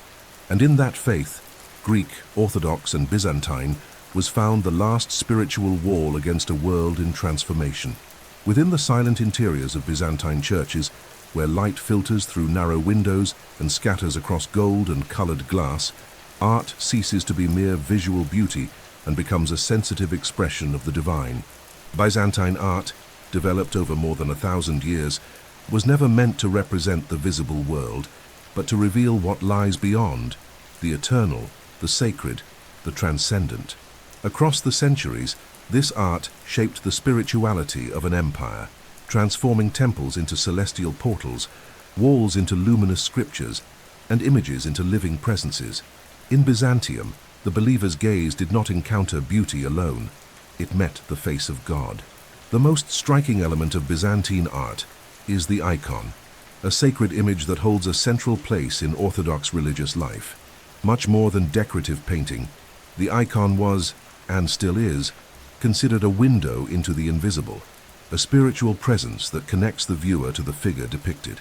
Icons were not created by ordinary artists, but by painter priests, following strict rules of composition, color, symmetry, and inner silence. Images of Christ Pantocrator, the Virgin and Child, saints and martyrs were made with mineral pigments, gold leaf, and wood, prepared with fasting and prayer. There was no place for personal expression. The painter did not sign the work as author, but as servant. The image was not made to be admired. It was made to be venerated. These icons were placed on iconostases, vertical panels that separated the altar from the nave in Orthodox churches. They formed a visual theology. Every position carried meaning.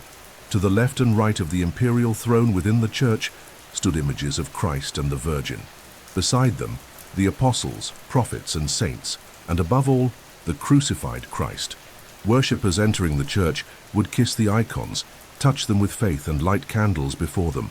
For the Byzantines, the image was a way of embodying the sacred within the visible world. It was a testimony to the incarnation. If God became flesh, then the invisible could indeed be represented, with reverence. Another hallmark of Byzantine art is mosaic, a technique inherited from the Romans, but elevated in Byzantium to a spiritual level. Millions of small colored stones, called tesserae, were laid one by one to form images that adorned church vaults, domes, and walls. Gold was dominant, a symbol of divine light that was not natural, but eternal. The figures, stylized and solemn, with large penetrating eyes, gazed directly at the faithful. They did not convey human emotion or movement, they conveyed static peace and eternal presence.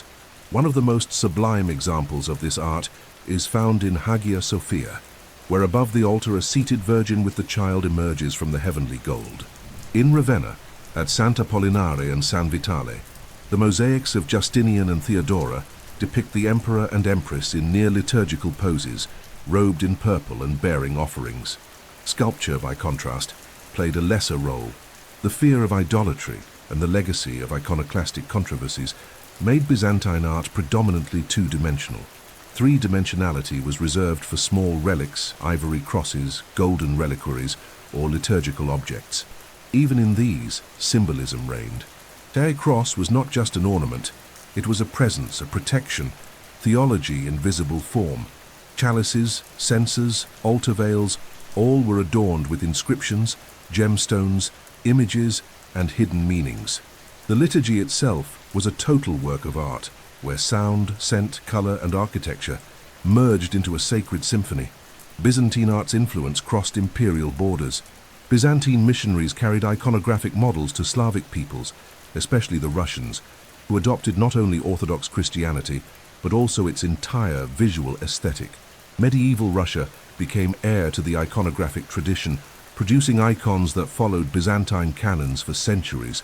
In the West, despite the schism, Italian artists like Cimabue and Giotto still bore traces of Byzantine solemnity in their early works. The idea of art as a way to elevate the spirit was born in Byzantium and would influence, directly or indirectly, the entire history of European religious art. Ultimately, Byzantine art was not made for aesthetic contemplation alone. It was prayer in image form. Every line, every color, every face reflected a doctrine, a theological truth. The light reflected in the gold was not merely sunlight, but a symbol of the uncreated light of God. The frontal pose of figures was not a technical limitation, but an expression of eternity. The absence of natural perspective was not ignorance, but intention. The earthly world was but a shadow. The true space was the celestial, and the church, adorned with mosaics, golden within and plain without, was an image of the human heart, humble outside, glorious within. Thus Byzantine art became a mirror of the soul of Byzantium, an empire where the visible was only a veil, and beauty a path to the invisible, where images were not entertainment, but revelation, where gold served light, and light led to faith, and where, even amid wars, plagues, schisms, and ruins, brush, stone, and prayer joined to keep the flame of God alive upon the earth. After centuries marked by military crises, territorial losses, internal revolts, and religious tensions, the Byzantine Empire would once again, if only briefly, experience a period of stability, splendor, and intellectual renaissance known as the Macedonian Golden Age. This unique moment, stretching roughly from the late 9th century to the mid-11th century, was propelled by a new ruling dynasty, the Macedonian dynasty, beginning with Emperor Basil I, and was defined by a series of institutional reforms, military victories, artistic flourishing, and cultural revival. It was as though, after a long night of survival and resistance, Byzantium could finally breathe deeply again, reorganizing itself internally and expanding outward once more. Basil I, who ascended the throne in 867 after a journey that took him from blacksmith to imperial guard, founded a new imperial lineage that would bring renewal. Though of peasant origin, and possibly Armenian, Basil was a skilled political strategist who understood that the empire's legitimacy needed three fundamental pillars: military strength, religious unity, and cultural glory. Under his reign and that of his successors, especially Leo VI's Constantine VII, Romanos I, and Basil II, the empire would enjoy an era of stable governance, consolidated orthodox doctrine, and territorial recovery, particularly in the Balkans and eastern Anatolia. One of the most notable aspects of this period was the Byzantine cultural renaissance, centered in Constantinople and driven by a literate elite deeply committed to preserving and systematizing ancient knowledge. Greek codices from antiquity were copied, edited, annotated, and stored in imperial libraries and monasteries. Works by Homer, Aristotle, Plato, Galen, Euclid, Ptolemy, and many other classical authors were reorganized into accessible compilations, often with Christian commentary and theological notes. The Byzantine encyclopedia, like the Suda, emerged as a conscious attempt to gather the accumulated wisdom of the ancient world. This was not merely nostalgia. It was a deliberate effort to sustain the Greco-Roman legacy as the foundation of Byzantine identity.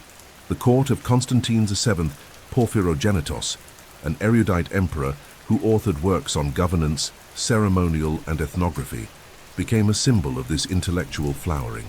In his work, De Administrando Imperio, he offered detailed instructions on how to deal with foreign peoples, recording valuable information about the Slavs, Hungarians, Armenians, and others. In De Ceremoniis, he meticulously described court rituals, establishing an aesthetic of imperial power based on liturgy, political choreography, and the sacrality of the throne. During this golden century, Byzantine culture was deeply rooted in the concept of order. Everything had its place, its form, and its symbol. The empire was not merely a political entity, it was a living work of art, a continuous performance of the Christian cosmos. In military terms, the empire regained its strength. Under the leadership of Eastern campaign generals like Nikephoros Phocas, John Tzimiskes, and especially Basil II, the empire advanced against Arab forces in Syria and eastern Anatolia, reclaiming lost fortresses and consolidating borders. In the Balkans, Byzantium reasserted its dominance over Slavic and Bulgarian peoples. The most symbolic victory occurred under Basil II, who reigned for nearly 50 years and earned the title Bulgar Slayer. After decades of intense warfare against Tsar Samuel of Bulgaria, Basil ultimately defeated the enemy army and, according to contemporary sources, ordered thousands of prisoners to be blinded before sending them back to their leader. This brutal act, though controversial, secured Byzantine control over the Balkans for generations. Once again, the empire stood in a commanding position. Internally, the Macedonian emperors strengthened the central administration, curtailed the power of the rural aristocracy, and reinforced urban and religious institutions. Agrarian laws were adjusted to prevent land monopolies by large landowners, thus protecting smallholding peasants, the backbone of the themes. The Orthodox Church was further empowered as a spiritual arm of the state. Influential patriarchs like Photius played central roles in both theology and diplomacy.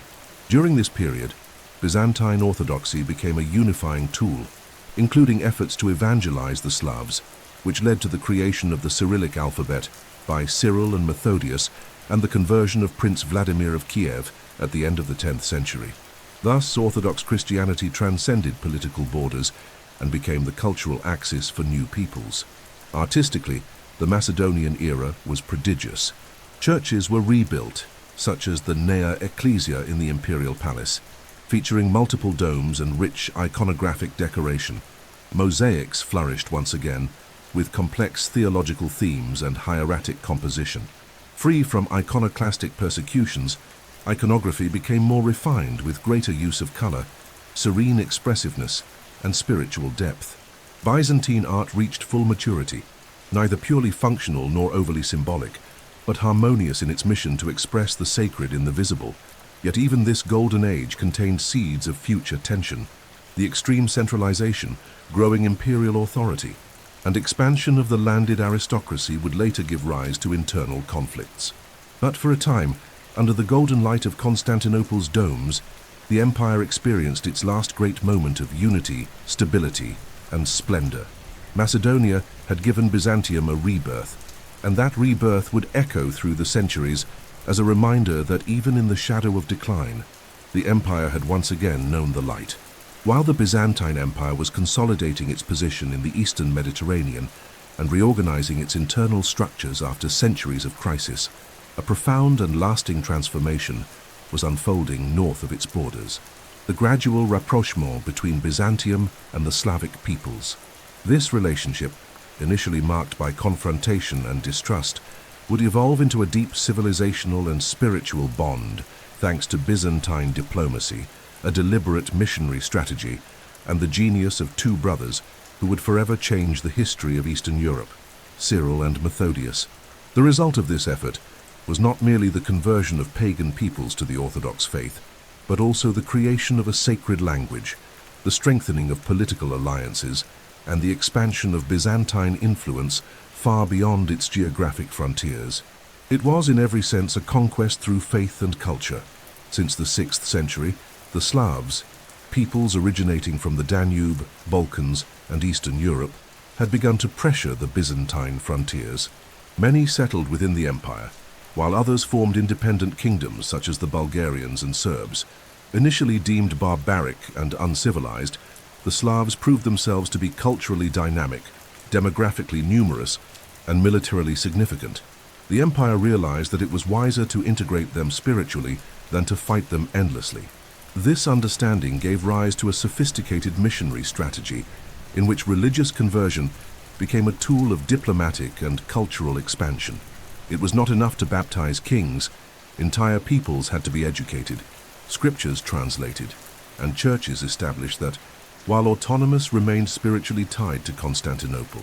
It was in this context that Emperor Michael III and Patriarch Photius sent, around the year 863 after Christ, two brothers from Thessalonica, Constantine, Cyril, and Methodius, to evangelize the Slavs of Great Moravia. Both were fluent in Slavic languages and had refined philosophical and theological education, but their greatest achievement would be the creation of a new alphabet, adapted to Slavic phonetics and specifically designed for translating the Bible and liturgical texts. This alphabet, known as Glagolitic, was the precursor to the Cyrillic script, later developed with Greek foundations. This invention allowed the Christian Orthodox faith to spread in the vernacular language, turning Byzantine evangelization into an organic and enduring process. With the texts translated, the missions advanced. Schools were founded, cathedrals emerged. The liturgy in Church Slavonic was celebrated with solemnity, bringing the faith closer to the people's lived reality. The Slavs were not merely converted, they were civilized in the Byzantine manner, incorporating its values, aesthetics, rites, and worldview. The Orthodox Church in these territories became not only a religious institution, but the backbone of culture and political identity. This laid the foundations for Bulgarian, Serbian, Russian, and other forms of Christianity. The conversion of Tsar Boris I of Bulgaria in 864, and later that of Prince Vladimir of Kiev in 988, marked decisive moments in this continental spiritual transformation. Byzantine diplomacy understood that faith could be a stronger bond than armed alliances. The Slavic conversion, in addition to expanding Constantinople's influence, weakened the Latin Church and the power of the papacy, creating tensions with Rome.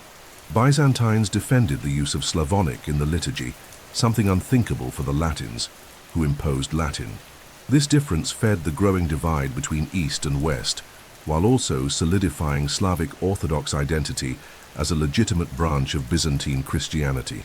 Churches were built in the domed architectural style, iconography was replicated, and the model of the Christian Empire was imitated in court protocol, garments, processions, and titles. Thus the empire expanded not by conquering lands, but by shaping consciousness. Its culture crossed invisible borders. Wherever there was Orthodox liturgy, Cyrillic script, and icon veneration, there was also the shadow of Byzantium. Kievan Rus, which would emerge as a regional power, came to see itself as the spiritual heir of the empire. The very notion of a Third Rome, later adopted by Moscow, has deep roots in this relationship. For the converted Slavs, Byzantium was the source of true faith, divine order, and imperial authority blessed by God. The Russian Tsar would later be shaped in the image of the Byzantine Basileus. This process was not without tension. There were moments when the Bulgarians sought full autonomy from the Church of Constantinople. At other times, wars between the empire and Slavic kingdoms threatened regional stability, yet the spiritual bond always proved more enduring than political conflict. Even as the empire weakened, its culture lived on in Slavic monasteries, Cyrillic script schools, venerated icons in the Balkans and Russia, and hymns sung in cold stone cathedrals. Thus, the relationship between Byzantium and the Slavs was not merely a diplomatic episode. It was one of the greatest cultural achievements of the medieval world, a synergy between missionaries, emperors, patriarchs, and peoples that resulted in a new constellation of orthodox cultures. Cyril and Methodius, the apostles to the Slavs, became saints. The Cyrillic alphabet still lives on in dozens of nations, and Byzantine spirituality, sown through sacred words in the vernacular, flourished for centuries. The empire, though limited in physical space, became boundless in influence. In this way, Byzantium ceased to be merely a capital. It became a cultural beacon that would illuminate all of Eastern Europe. In the ever-watchful city of Constantinople, where walls rose like stone fingers pointing toward the heavens and faith fused with strategy, decisive battles were waged that would determine not only the fate of the Byzantine Empire, but the course of all Eastern Christendom. Between the 7th and 8th centuries, as the Islamic world rapidly expanded after the death of Muhammad, the empire found itself confronted by a threat advancing like a merciless tide. The provinces of Syria, Palestine, Egypt, and North Africa had already fallen into the hands of the caliphs. The growing Arab power seemed unstoppable. All that remained was the empire's jewel, the capital surrounded by sea and walls, Constantinople. And there the Byzantines would do the unthinkable, halt a rising empire with fire, water, and faith.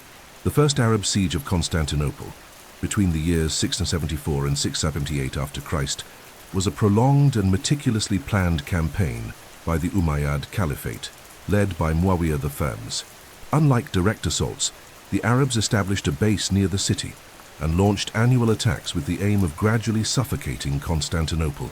By land and sea, Islamic forces sought to isolate the capital and force its surrender. But they had not counted on Byzantine resilience, nor on the most closely guarded secret of the imperial arsenal, the feared and legendary Greek fire. Greek fire was more than a weapon. It was liquid terror, likely developed by a Syrian engineer named Kallinikos, who fled the city of Heliopolis for Constantinople. The incendiary compound was expelled through bronze tubes or stored in jars hurled by catapults. On contact with air, and especially water, it ignited with uncontrollable fury. It burned across the surface of the sea, stuck to the wood of ships, ignited shields and armor, and its formula was a state secret, guarded as zealously as the relics of the true cross. Not even allies knew its composition. When the Arabs encountered flames erupting from the water, they were seized by panic. Combining this weapon with clever naval maneuvers and the impregnable Theodosian walls that protected the city by land, the Byzantines managed to withstand the siege for 4 years. Famine took hold, diseases spread, but the faith and determination of the population, reinforced by constant processions and appeals to the Virgin Mary, sustained the city. When the Arabs finally withdrew in 678, defeated and exhausted, a new era began. The myth of Constantinople as an unbreachable city had been reaffirmed, but the Arab threat was not over. In 717, during the reign of Emperor Leo III, the empire faced a second and even more dangerous siege, this time led by Caliph Umar II. The Umayyad fleet crossed the Aegean Sea, and Arab troops encircled the city by land and sea with overwhelming force. Once again in a critical position, the empire placed its hope in Leo's military talent, the strength of its walls, and Greek fire, which again proved decisive. Flames swept through enemy vessels in devastating waves. During the siege, a harsh winter struck the Arabs, who suffered from scarce supplies and disease. Amid storms, counterattacks, and infernos on the sea, the besiegers were defeated. In 718, humiliated and demoralized, they retreated. It was the salvation of the empire and of Christian Europe. These victories were not merely military. They held deep theological and symbolic meaning. The people of Constantinople believed the city was protected by the Theotokos, the Mother of God. who intervened on behalf of the faithful. Processions with icons of the Virgin, lit by candlelight, circled the walls during the sieges. The victory over the Arabs was seen as confirmation of divine alliance. In the churches, hymns of thanksgiving, such as the Akathist, celebrated the deliverance. It was a spirituality of warfare, where faith not only sustained the people, but actively took part in battle.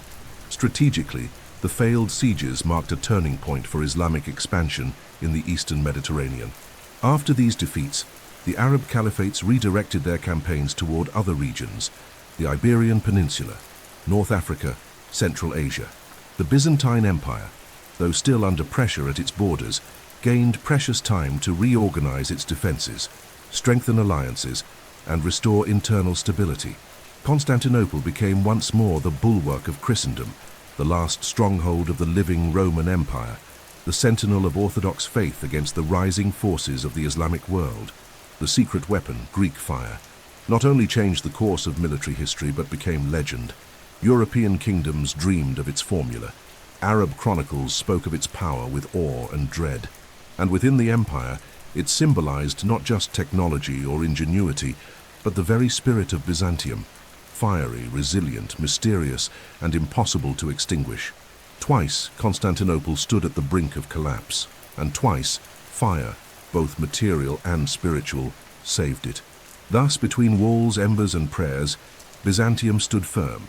The city endured, the empire survived, and in the waters of the Sea of Marmara, the flames of the impossible still echoed, an eternal reminder that, even when surrounded on all sides, faith and intelligence could still prevail. As the centuries passed, and the Byzantine Empire swayed between moments of glory and decline, a family emerged at the end of the 11th century that would bring about a military, diplomatic, and administrative revival. This was the Komnenos dynasty, founded by Alexios IV Komnenos in 1081 after Christ, and it would govern the empire with a firm hand and strategic mind for nearly a century. Under this dynasty, Byzantium would face one of the most complex phenomena in its history: the Crusades. While they represented an opportunity to halt Muslim expansion, the Crusades also brought to Constantinople a new kind of threat: Christian, Western, and impulsive. The presence of crusaders in the heart of the empire would test the Komnenoids' ability to balance faith, diplomacy, and survival. When Alexios I ascended the throne, the empire was in collapse. The invasions by the Seljuk Turks had culminated in the disastrous Battle of Manzikert in 1071, where Emperor Romanos IV was captured, and most of Anatolia, the agrarian and military core of Byzantium, was lost. Nomadic peoples settled on the plains that had once sustained imperial legions. The economy was in crisis. Central authority was crumbling. In this setting, Alexios I initiated a series of vigorous reforms. He reorganized the army, strengthened the remaining themes, forged agreements with military commanders, and reasserted control over the Balkans. But his boldest move came in 1095, when, faced with the Turkish threat, he sought help from the West. This decision, an appeal to Pope Urban II for reinforcements, had unforeseen consequences. What Alexios had envisioned as the deployment of professional mercenaries became a massive military and popular explosion that swept across Europe with the goal of reclaiming Jerusalem, the First Crusade. Thousands of knights, peasants, nobles, and religious zealots, driven by promises of eternal salvation, marched eastward. Upon arriving in Constantinople in 1096 and 1097, they expected logistical support, but also demanded privileges, lands, and recognition. Alexios, ever cautious, received them with ceremonial hospitality, but also with deep mistrust. He demanded oaths of loyalty, coordinated the transport of crusader armies to Asia Minor, and treated them more as temporary allies than as spiritual liberators. In some ways, the First Crusade was a success for Byzantium. The Crusaders defeated the Turks on multiple fronts and recaptured key cities like Nicaea and Antioch, restoring part of the lost territory to the empire. But instead of returning all lands as promised, many Crusader leaders chose to establish their own Latin states in the east, such as the Kingdom of Jerusalem and the County of Edessa. A new tension was born. Crusaders, supposedly brothers in faith, began acting as independent lords on Byzantine soil. Mutual distrust grew. To many Byzantines, the Latins were barbarians disguised as pilgrims. To the Crusaders, the Byzantines were deceitful, arrogant, and spiritually corrupt. This ambiguous relationship between Byzantium and the Crusaders continued through the later Crusades. Under John II Komnenos and Manuel I Komnenos, Alexios's successors, the empire tried to maintain a position of moral and strategic leadership, acting as a mediator between East and West. Manuel, in particular, was obsessed with rivaling the kings of Europe. He married Western princesses, adopted court protocols inspired by Latin chivalry, and attempted to harmonize the Frankish presence with Greek culture. But this cosmopolitan ideal soon revealed its weaknesses. Religious tensions, the Latins' disdain for orthodox liturgy, feudal arrogance, and the spiritual superiority promoted by the papacy made coexistence increasingly unstable. Internally, the Komnenos dynasty strengthened the imperial administration. Alexios I created new tax systems, such as the pronoia, whereby officials received land in exchange for military service, and reinforced control over the church by appointing patriarchs aligned with the throne. The court became more refined, ceremonies more elaborate, and theology more sophisticated. Contact with the West, while problematic, also brought artistic, technological, and legal influences. It was an age of exchange, sometimes fertile, other times dangerous, but closeness with the Crusader world came at a high cost. By allowing a continuous influx of Latins into Constantinople, opening ports to the Italian maritime republics such as Venice, Genoa, and Pisa, and fostering trade with the Crusader states, the Komnenoi unknowingly sowed the seeds of future disaster. Latin colonies in the capital became powerful enclaves, enjoying fiscal privileges and growing autonomy. Ordinary Byzantines viewed the Latins with hatred. Their Roman churches, colorful clothing, and disdain for orthodoxy fueled quiet resentment. Despite these risks, the Komnenian century was an era of imperial revitalization. Borders stabilized, the army was reorganized, Byzantine coinage regained prestige, and Constantinople once again became the political and spiritual center of Eastern Christendom. Art flourished, historical literature gained new authors, and monasteries revived as intellectual centers. Yet like a wall with cracks, the empire concealed tensions that would soon erupt. After Manuel I's death in 1180, a power vacuum, provincial revolts, and the collapse of dynastic order paved the way for tragedy. The Crusades, once hailed as promises of redemption, had become an uncomfortable presence, a foreign body within the Byzantine soul. And it wouldn't be long before that presence turned into a declared enemy. The empire had survived Persians, Arabs, Bulgarians, and Turks. But now it would face a new kind of destruction, brought by those who bore the cross on their chests, but ambition in their hearts. In the long and millennia-old history of the Byzantine Empire, marked by wars against pagans, sieges by Muslims, naval battles, internal conspiracies, and theological disputes, no event was as devastating, unexpected, and deeply traumatic as the one that came from the most improbable place, the heart of Western Christendom. In 1204, Constantinople, the sacred city of the Emperor and the Virgin, the new Rome guarded by legendary walls and golden domes, was invaded, sacked, and desecrated not by Islamic infidels, but by Latin Christians, crusaders theoretically sent to liberate Jerusalem. This was the Fourth Crusade, and with it a wound was opened in the soul of the Orthodox world that would never heal. The Fourth Crusade was called by the Pope Innocent III in 1198, with the goal of reclaiming Jerusalem, which had fallen back under Muslim control after Saladin's victory at the Battle of Hattin in 1187. To reach the Holy Land, the Crusaders needed maritime transport and negotiated with the Republic of Venice for the construction of a fleet.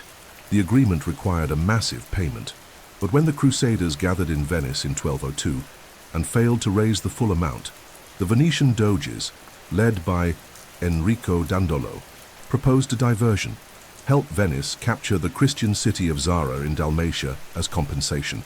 Even before departing for the east, the crusade was already tainted by political interests, betrayal of purpose, and corruption of ideals.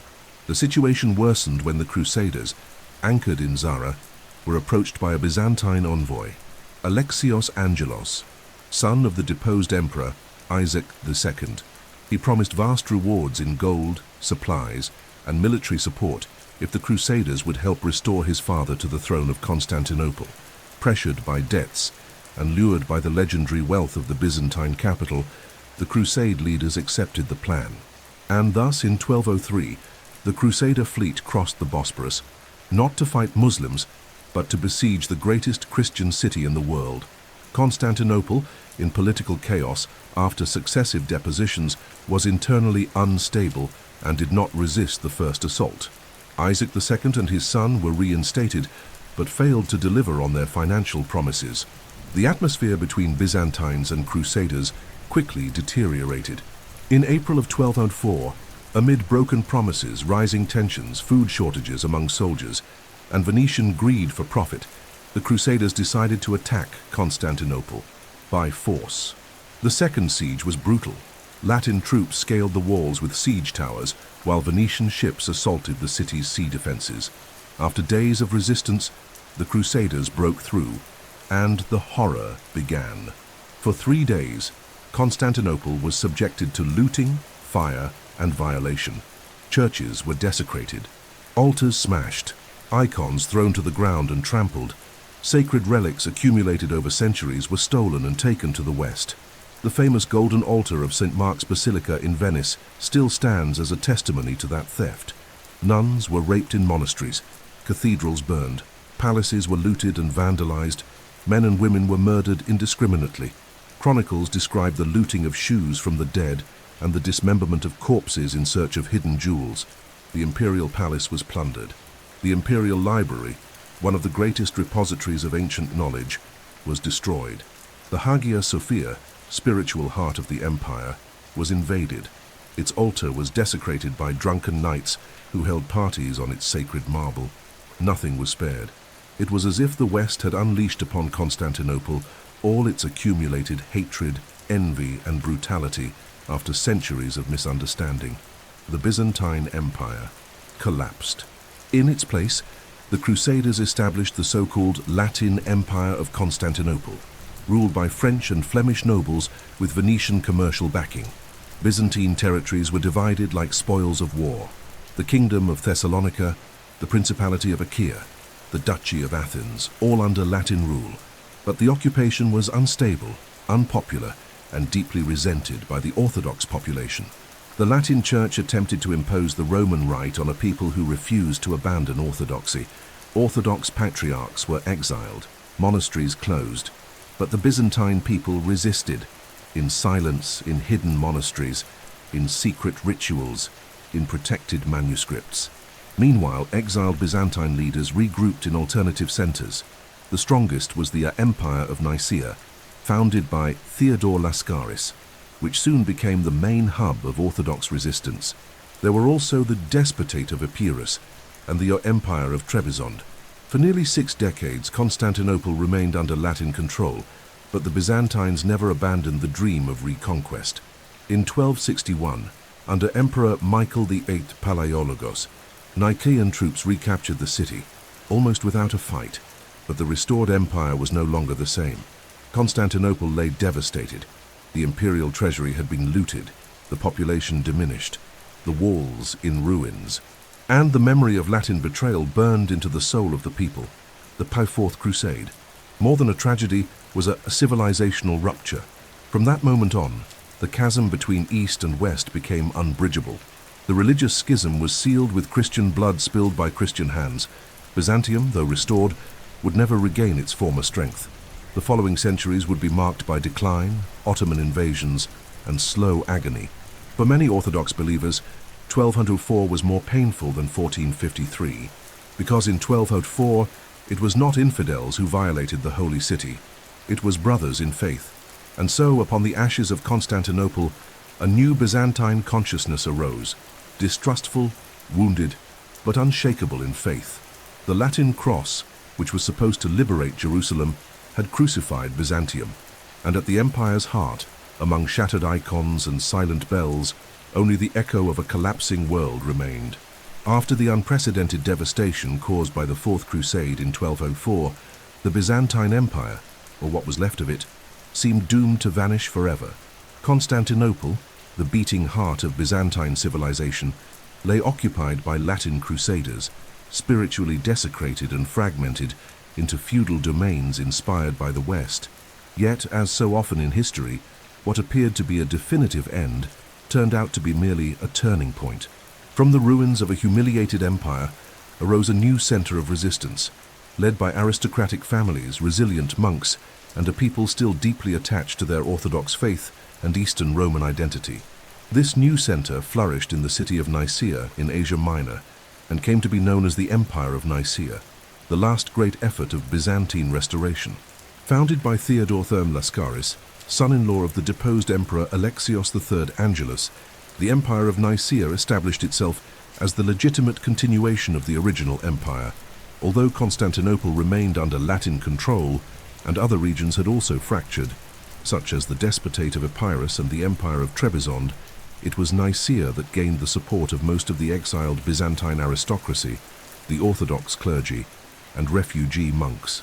There, in the shadow of the ancient Bithynian fortresses, a new court arose, a new patriarchate was founded, and a concrete hope of reconquest took root. Theodore I, although never crowned in Constantinople, was recognized by the Patriarch as the legitimate Basileus, a symbolic act that ensured institutional continuity for the fallen empire. Nicaea was not merely a refuge, it was an active center of resistance. In the following years, the Lascarids organized military forces, forged strategic alliances with powers like the Seljuks, negotiated treaties with Latin states, and kept the Byzantine administrative structure alive. Education, orthodox rituals, and legal traditions were preserved and adapted. Under the leadership of successors like John III, Ducas Vatatzes, and Theodore II, the Empire of Nicaea not only survived, it flourished. Monastic schools were established. Trade reopened with regions of Anatolia and the Black Sea. The Nicaean currency gained value and reliability.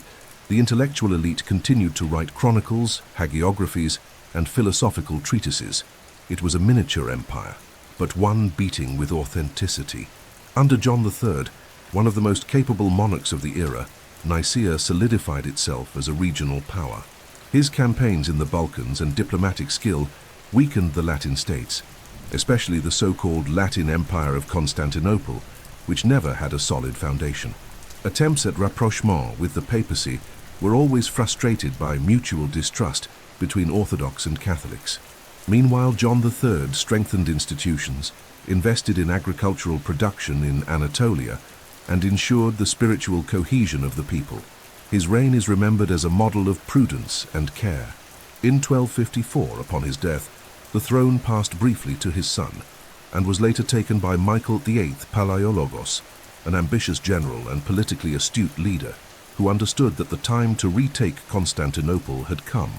With the growing weakness of the Latin Empire, plagued by internal revolts, economic hardship, and diplomatic isolation, Michael VIII assembled a disciplined army, secured naval support from Genoese allies, and meticulously planned the reconquest. In 1261, as the capital's defenses were thin and unprepared, General Alexios Strategopoulos led a small force that infiltrated through an unguarded gate on the western wall. Without open battle or prolonged siege, Constantinople was retaken almost without resistance, and thus the empire rose again from the shadows. Michael VIII entered the city in triumph, restoring the Byzantine monarchy under the Palaiologan dynasty. But the glory of return could not hide the harsh reality. Constantinople was in ruins. Its churches still bore the marks of plunder. Its streets were deserted. Its commerce diminished. The people who remained were fewer, impoverished, traumatized. The Latins had taken not only material treasures, but part of the symbolic splendor that had surrounded the city for centuries. The restoration, therefore, was not only political, it was moral, spiritual, symbolic. Michael VIII invested in rebuilding the walls, reactivating monasteries, revitalizing bureaucracy, and restoring cathedrals. He tried to revive Byzantium, not as a universal power, but as a surviving bastion of a slowly declining civilization. The Orthodox Church was restored to its seat in Constantinople. The Patriarch returned, and with him the rites, processions, and hymns. But resentment toward the West never dissolved. The trauma of 1204 remained vivid in the collective memory. Michael VIII even tried at one point to promote formal union with Rome, hoping for military alliances, but the people vehemently rejected any reconciliation. Priests were expelled, monasteries protested. Byzantine orthodoxy, more than ever, became a symbol of national identity, not just of faith but cultural resistance. Despite recovery, the restored empire was only a shadow of what it once had been. Vast territories were lost, its military was weaker, its treasury constantly drained. The Ottomans were emerging in the east as a growing threat, and Constantinople, though still magnificent, had ceased to be the center of the Christian world. Yet even so, its resurrection in 1261 remains one of the most impressive acts of historical resilience. The Byzantine people, exiled, humiliated, massacred, never lost faith in their destiny. The Empire of Nicaea was far from a mere continuation. It was the bridge between collapse and hope. It was the force that kept the imperial flame alive when everyone thought it had gone out. It was the force that restored Constantinople, not through brute strength, but through perseverance, faith, and culture. And even though the empire still had difficult centuries ahead, this return proved that Byzantium could fall, but never without a fight. After the bittersweet glory of the reconquest of Constantinople in 1261, the Byzantine Empire plunged into a long and painful twilight. It still reigned, but no longer ruled with the vigor of the past. It still marched, but with faltering steps. The empire restored under the Palaiologos dynasty was exhausted, fragmented, pressured on all fronts, and internally divided.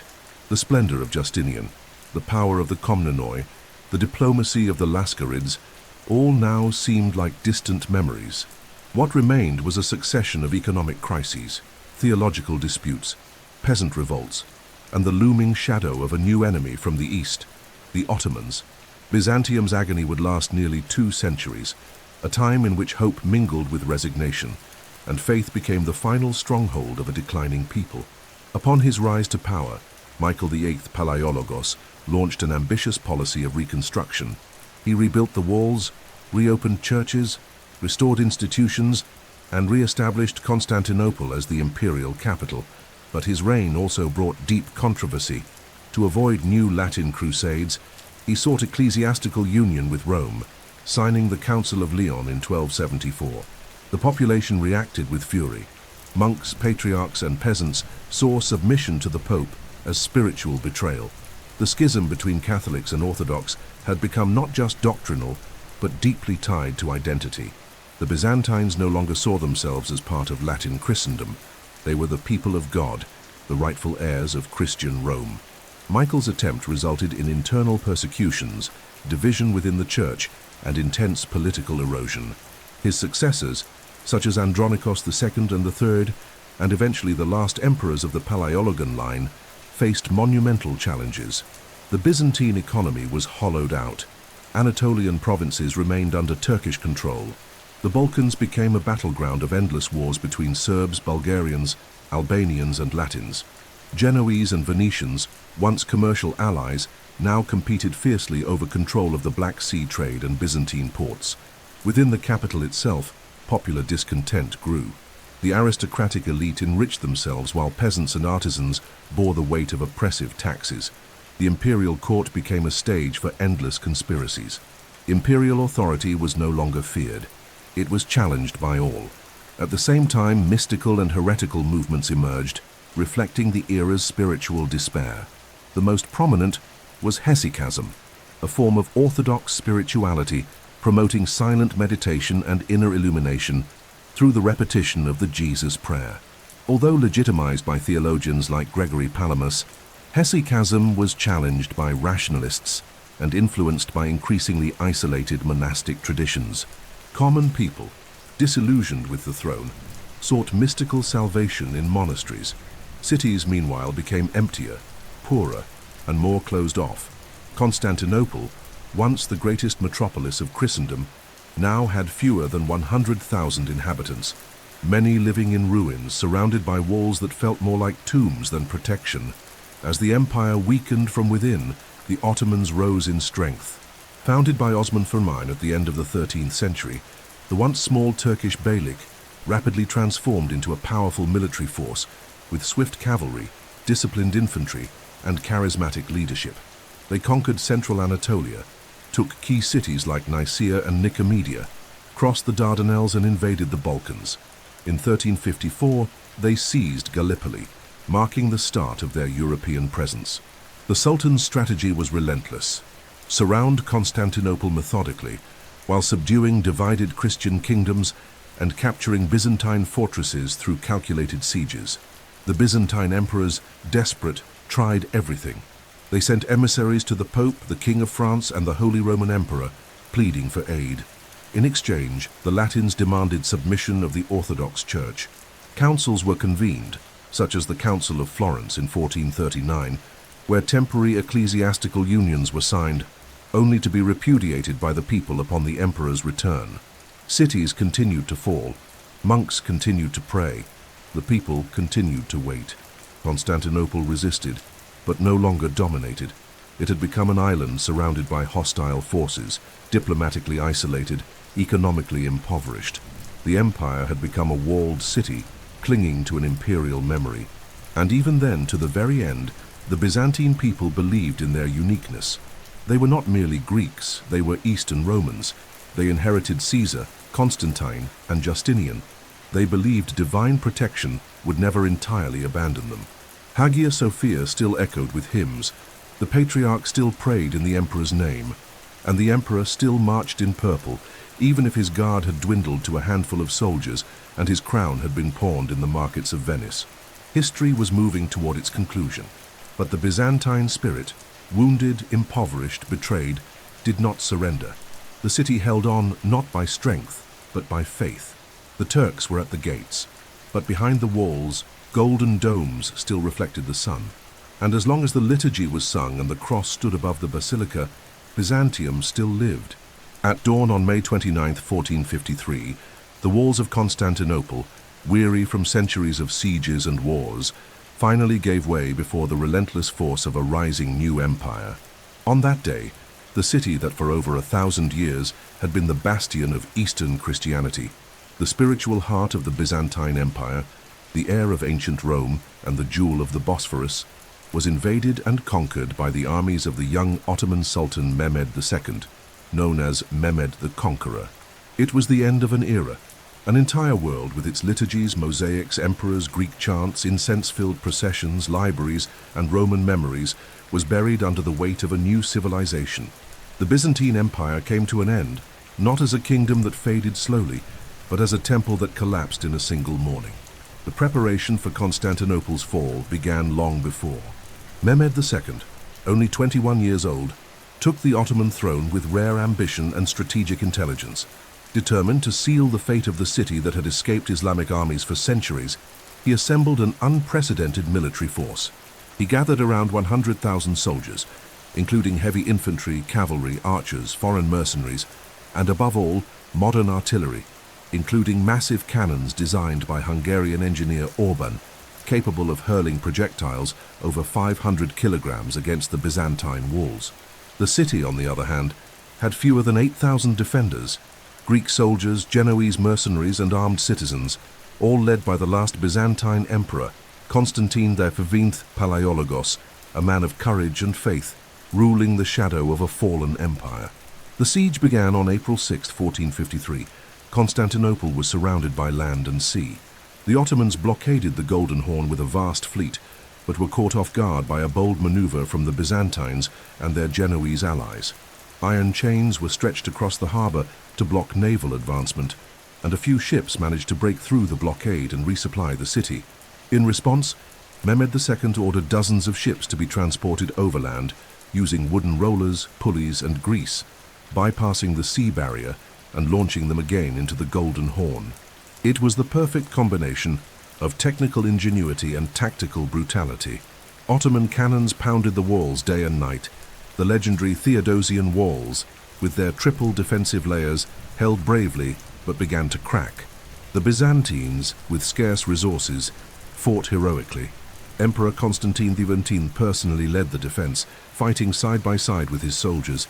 Churches filled with worshippers praying to the Virgin Mary, Hymns were sung beneath bombardments, bells rang constantly. The city knew it faced not just a military siege, but a final judgment. On the eve of the final assault, May 28th, a last joint liturgy was held in Hagia Sophia. For the first and only time, Orthodox and Catholic Christians, divided for centuries, prayed together.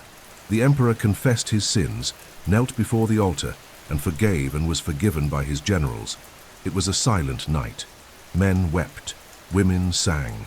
The walls were cracked, but the spirit of the city still pulsed. At dawn, the final assault began. Ottoman troops surged with devastating fury. There was fierce resistance, hand-to-hand combat on the walls, in the towers, on stone staircases. But as the first sunlight emerged, a smaller gate, the Kirkoporta, was either opened or left unguarded, and through it the Ottomans burst into the city. According to chronicles, Emperor Constantine V threw himself into the final battle wearing his imperial armor, refusing to flee. "The city is lost, but I live as emperor," he is said to have declared before disappearing into the chaos. His body was never definitively identified. Many believe he fell fighting anonymously, like a common soldier, his imperial purple soaked in blood. When the Ottoman troops finally seized the city center, they raised their banners atop the towers of Hagia Sophia. The bells fell silent. The last Roman Empire had fallen. The conquest of Constantinople was followed by 3 days of looting, destruction, and the conversion of churches into mosques. Hagia Sophia, the spiritual heart of orthodoxy, was turned into a mosque by order of Mehmed II, though preserved as a structure. Relics were stolen, sacred icons burned, ancient manuscripts lost forever. The surviving population was enslaved, deported, or placed under heavy tribute. Yet, despite the initial brutality, Mehmed II showed political astuteness. He banned further looting after the third day, restored order, and proclaimed himself the new master of Constantinople, now the capital of the Ottoman Empire. He offered protection to Christians who accepted Ottoman rule, appointed a new Orthodox patriarch, and began transforming the city, which would soon be known as Istanbul. The fall of Constantinople marked the end of the Middle Ages, the end of Rome's direct imperial lineage, and the end of Byzantium as a political entity, but not as a cultural legacy. Greek philosophy preserved by the Byzantines would influence the Western Renaissance. Sacred art, liturgical chants, theological writings, and scientific manuscripts would be translated and disseminated across Europe. The Orthodox Church would survive in other forms, in Moscow, Athens, and the monasteries of Mount Athos. And the memory of Constantinople would live on in every carved stone, every preserved manuscript, every Greek hymn chanted by hooded monks. Byzantium did not end merely with the fall of a city. It ended with the silence of a civilization, a sacred silence, ancient, glorious. And even today, as one walks among the ruins of its walls or the columns of Hagia Sophia, it is possible to hear the echo of that world, an empire that, even in defeat, was never forgotten. Even after the political and military collapse in 1453, the Byzantine Empire did not vanish from history. It became legacy. The end of the empire was merely the final page of a long narrative that left indelible marks on the art, religion, architecture, philosophy, and collective memory of entire civilizations. For over 1,000 years, Byzantium had been the guardian of classical antiquity, the spiritual pillar of Orthodox Christianity, and the cultural bridge between East and West. Its fall was physical, but its roots spread like an underground river, influencing generations of thinkers, leaders, and artists. The empire that began as the eastern half of Rome became a mystical body of stone, chant, and light, whose reflections still shine in the domes of churches, in the icons of monasteries, and in the liturgical memory of Orthodox peoples. One of Byzantium's most profound legacies lies in its sacred art, especially the development of religious icons, stylized representations of Christ, the Virgin Mary, and the saints. These icons, painted according to precise theological rules, were not seen as mere images but as windows into the divine. Byzantine art rejected Renaissance realism. Its faces were not human but transfigured. Its eyes, disproportionate, gazed into eternity. Its colors, symbolic, reflected a theology of light and heavenly glory. These works, preserved in the monasteries of Mount Athos, in Russian Orthodox cathedrals, and in Balkan chapels, remain objects of deep spiritual contemplation. Their influence was so profound that they shaped Orthodox Christian iconography for centuries, and even today, where there is an icon, the breath of Byzantium is still felt. Another enduring legacy is Byzantine architecture, whose highest expression is Hagia Sophia, built under Justinian in the 6th century. Its floating dome, golden mosaics, marble pillars and fusion of earthly space with transcendence became the model for churches throughout the Orthodox East, and later for Ottoman mosques. Hagia Sophia was not just a temple, it was a manifesto of faith, a habitable sculpture of heaven on earth. Its architectural model would inspire centuries of buildings in places as diverse as Kyiv, Moscow, Thessaloniki, Istanbul, and Bucharest. Even when converted into a mosque and later into a museum, Hagia Sophia remained a symbol of an era when architecture was designed to elevate the soul, not merely shelter the body. In philosophy and education, Byzantium served as the great transmitter of classical knowledge. While the West endured centuries of instability and cultural decline after the barbarian invasions, the Byzantines preserved, copied, and commented on the works of Plato, Aristotle, Galen, Hippocrates, Homer, and many others.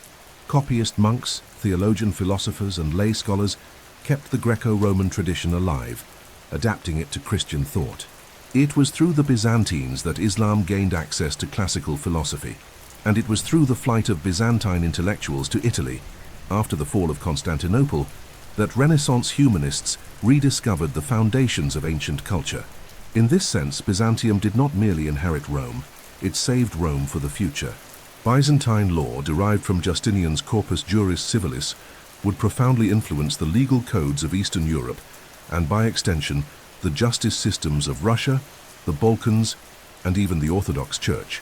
The separation between civil and religious authority, the idea of symphony between emperor and patriarch, and the centralized structure of governance, all these elements would be reproduced in later empires.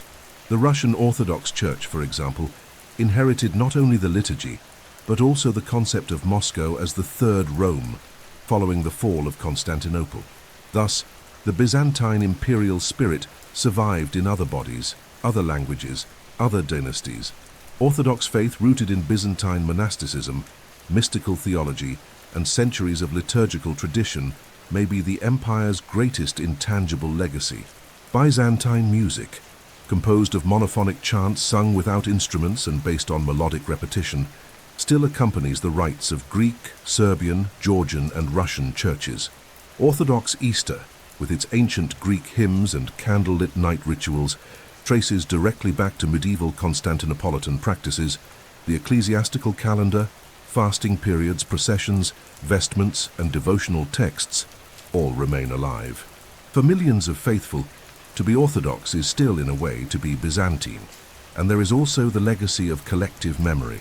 In many cities across Greece, Bulgaria, Romania, and Turkey, stories of Byzantine saints, emperors, and miracles are told in public squares, celebrated in religious festivals, sung in folk songs, and echoed in psalms.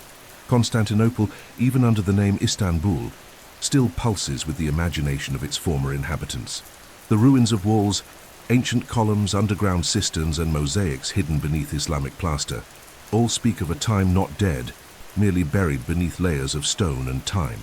Thus, the Byzantine Empire, which lasted more than 11 centuries, continues among us, not as power but as presence, a presence that manifests in the prayers of a Russian monk, in the eyes of a Greek icon, in the golden domes of a Romanian church, in the texts of an Armenian theologian, in the soft music echoing under Orthodox candlelight. It survives in the faith of Eastern peoples, in the historical pride of the Balkans, in the scholarship of Western libraries, and more profoundly, in the remembrance that there once was an empire that tried to unite Greek reason, Roman law, and the light of Christ into a single civilization. Byzantium did not fall. It changed shape, language, and rhythm, and as long as someone chants a hymn in liturgical Greek or gazes reverently upon an icon, the Byzantine Empire will live on, not on maps, but in the soul of the world. If the official history of the Byzantine Empire is marked by wars, councils, emperors, and collapses, its memory is also filled with curious details, eccentric characters, and unique practices that help explain how this civilization endured for over 1,000 years between the sword of the East and the cross of the West. Byzantium was a world apart, an empire that inherited Rome, translated Greece, defended the faith, but also cultivated secrets, superstitions, refined art, and a court where ceremony was more sacred than the throne itself. Behind the capital's walls, in marble corridors and golden halls, singular customs flourished, practices that today enchant and intrigue historians, from refined poisons to unthinkable empresses, from shimmering mosaics to rituals that mixed politics and faith in ways unmatched elsewhere on earth. Among the most feared weapons in the Byzantine arsenal was Greek fire, a legendary incendiary substance whose exact composition remains a mystery to this day. Fired from tubes onto enemy ships, it ignited wood instantly, floated on water, and could not be extinguished with water. In fact, it became even more violent upon contact. It was a medieval chemical weapon, possibly created by a Syrian refugee in the 7th century. The Byzantines guarded it as a state secret, passed down from father to son among naval engineers. In several battles, especially during Arab and Slavic sieges, Greek fire secured unlikely victories. To many enemies, it seemed like witchcraft or divine punishment. Another detail that showcases the sophistication and complexity of the empire was the ceremonial hierarchy of the court. The imperial palace of Constantinople functioned like a continuous theater, where the emperor, considered the image of God on earth, played a role almost liturgical in nature. His appearances were rehearsed, timed, and regulated by detailed manuals like the De Ceremoniis, compiled by Constantine VII. Palace chambers contained hidden machines, bronze lions that roared, mechanical birds that sang, and thrones that slowly rose while hymns were chanted. All of this aimed to inspire awe, fear, and mysticism in foreign ambassadors. The emperor was not merely a ruler, he was the center of a politico-religious cosmos. The role of women in Byzantine society also holds surprises. Some Byzantine empresses wielded real and absolute power, defying the norms of their era. The most famous, Theodora, wife of Justinian, began her life as an actress and dancer, a scandalous profession. Yet she rose to become co-empress, deeply influential in political decisions and instrumental in suppressing the Nika revolt. Another remarkable figure was Irene of Athens, who ruled as empress in her own right in the 8th century, even going so far as to depose and blind her own son. In times of crisis, court women did not hesitate to lead armies, negotiate with envoys, manipulate alliances, or order executions. In this regard, Byzantium was more flexible and ambiguous than its Latin or Islamic neighbors. In the field of medicine, the Byzantines inherited and expanded upon Greek and Roman medical knowledge. Public hospitals organized by monks, separated by gender and illness, emerged in Constantinople, and surgeons performed advanced procedures for their time. Yet superstitions and unusual therapies also flourished, such as the use of holy relics to cure illnesses, anointing with sacred oil, or the application of specific prayers for physical ailments. Medicine and faith were intertwined, and often caring for the body was seen as an extension of caring for the soul. Still, there was deep anatomical understanding, with works by Oribasius and Paul of Aegina read even by Arab and Renaissance physicians. Inside its temples, Byzantine mosaics reached unparalleled levels of aesthetic and symbolic depth. Made of small pieces of colored glass, gold, and precious stones, these mosaics depicted biblical scenes, emperors, and saints, with expressions designed to convey not just emotion, but transcendence. In places like the Church of the Holy Savior in Kora and the Hagia Sophia, these mosaics still shine with a supernatural glow under candlelight. The large eyes, delicate gestures, and golden backgrounds, everything was crafted to create a spiritual environment. Even today, walking through these churches, one feels as if the figures are watching the visitor. It is not the faithful who contemplates the icon. It is the icon that contemplates the faithful. Finally, there were the episodes of poison and intrigue, constant hallmarks of Byzantine politics. Emperors were assassinated by eunuchs with poisoned wine. Heirs mysteriously died after banquets, and courtesans seduced generals to spy on the court. Byzantium was the birthplace of subtle diplomacy, espionage cloaked in religious garments, and symbolic corruption that involved much more than money. In certain moments, a whispered word in the cloister was worth more than an army on the walls. Power was not just military strength, it was subtlety, rhetoric, spiritual influence, mystical authority, an empire of silences, charged with intention. These curiosities, far from being mere anecdotes, reveal the soul of Byzantium, an empire where the invisible mattered more than the tangible, where liturgy guided politics, where women could rule, icons could weep, saints could heal, and thrones could fly. A world both sublime and dangerous, ascetic and sensual, logical and mystical. An empire whose essence escapes simple definitions, and perhaps for that reason, continues to fascinate. For Byzantium was, above all, an empire of enigmas. The Byzantine Empire not only survived amid enemies and crises, it also lived intensely in the imagination of its allies and rivals. No medieval civilization was as misunderstood and yet so obsessively observed by Latin Europe as Byzantium. For many Western Europeans, especially during the Crusades, Byzantium was a paradox, a Christian empire yet strange, Roman yet Eastern, an ally yet distrusted. Among Frankish knights, German chroniclers, and Roman popes, Byzantium was portrayed at times as decadent and corrupt, at others as magical and luxurious. This duality endured through centuries of turbulent relations, and to this day, it shapes how the West views the empire that, for 1,000 years, kept Rome's flame burning in the East. The Saga, Crusades. Especially the first and the fourth were the moments of greatest tension between Latins and Byzantines. When the Crusader armies reached Constantinople in 1096, distrust ran deep. The Byzantines saw the Franks as impulsive barbarians, hungry for glory and plunder, lacking the diplomatic sophistication that ruled the court of Constantinople. The Crusaders, many illiterate and immersed in visceral religiosity, saw the Byzantines as lukewarm in faith, treacherous in disguise, almost heretical. The capital's grandeur, its gold-covered churches, silk robes, and subtle bureaucracy seemed provocative to those hardened warriors. During the First Crusade, Emperor the Faith, Alexios Komnenos, tried to coordinate the Crusaders, demanding oaths of loyalty and control over reconquered territories. But the Crusader leaders ignored the agreements, seized fortresses without permission, and founded their own principalities, a betrayal never forgotten. This fracture peaked during the Fourth Crusade in 1204. Initially planned to recapture Jerusalem, the crusade was diverted, due to Venice's economic interests, to attack Constantinople. The Latin Crusaders ransacked the city with unprecedented fury. Churches were desecrated, relics stolen, nuns raped, icons destroyed. Knights rode horses atop altars, chalices were used as wine cups, and Hagia Sophia was turned into a stable. Centuries of accumulated treasures vanished in days. The Christian West, which should have been a brother in faith, became its worst invader.